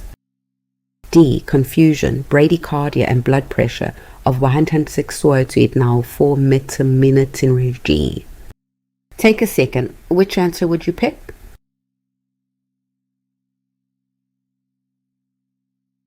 The correct answer is D. Confusion, bradycardia, and blood pressure of 162 now 4 meter-minute.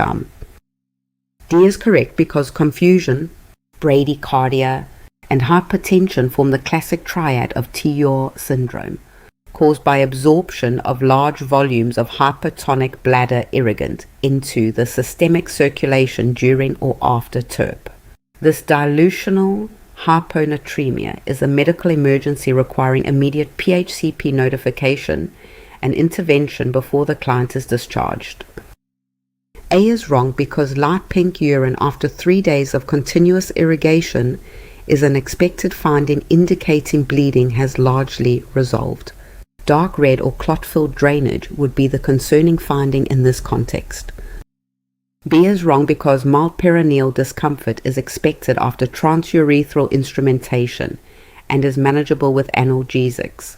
It does not require urgent PHCP contact prior to discharge. C is wrong because A. Slightly positive fluid balance of 200 ml in a client with bladder irrigation is within an acceptable range and does not indicate dangerous fluid accumulation or TUR syndrome. After TERP surgery, the prostate bed must be continuously irrigated to clear blood and tissue. Understanding why this creates a dangerous syndrome requires looking at what happens when that irrigant enters the bloodstream. When prostatic venous sinuses are opened during resection, large volumes of hypertonic irrigant, glycine, sorbitol, or mannitol, absorb directly into the bloodstream. This dilutes plasma sodium, causing acute hyponatremia and rapidly expands intravascular volume. The resulting cerebral edema from osmotic shift drives the neurological signs. TER syndrome presents with a classic triad: confusion from dilutional hyponatremia and cerebral edema, bradycardia from vagal stimulation due to rapid volume expansion, and hypertension from fluid overload increasing intravascular volume. Recognizing this triad in a post-TURP patient demands immediate action. The exam trap is confusing the triad with expected post-TURP findings. Light, pink urine, mild perineal discomfort, and a slightly positive fluid balance are all normal recovery. Only the combination of confusion, bradycardia, and hypertension signals TUR syndrome and urgent intervention. When a post-TURP patient shows confusion, bradycardia, and hypertension together, notify the provider immediately, check serum sodium, and prepare for hypertonic saline and diuretics. This triad is the signature of TUR syndrome and must never be dismissed as routine post-operative findings. You have reached the end of our first question set. For the free complete exam preparation, visit our website link in the description, where you find thousands more practice questions and comprehensive study guides. Thanks for studying with us today. See you in the next video.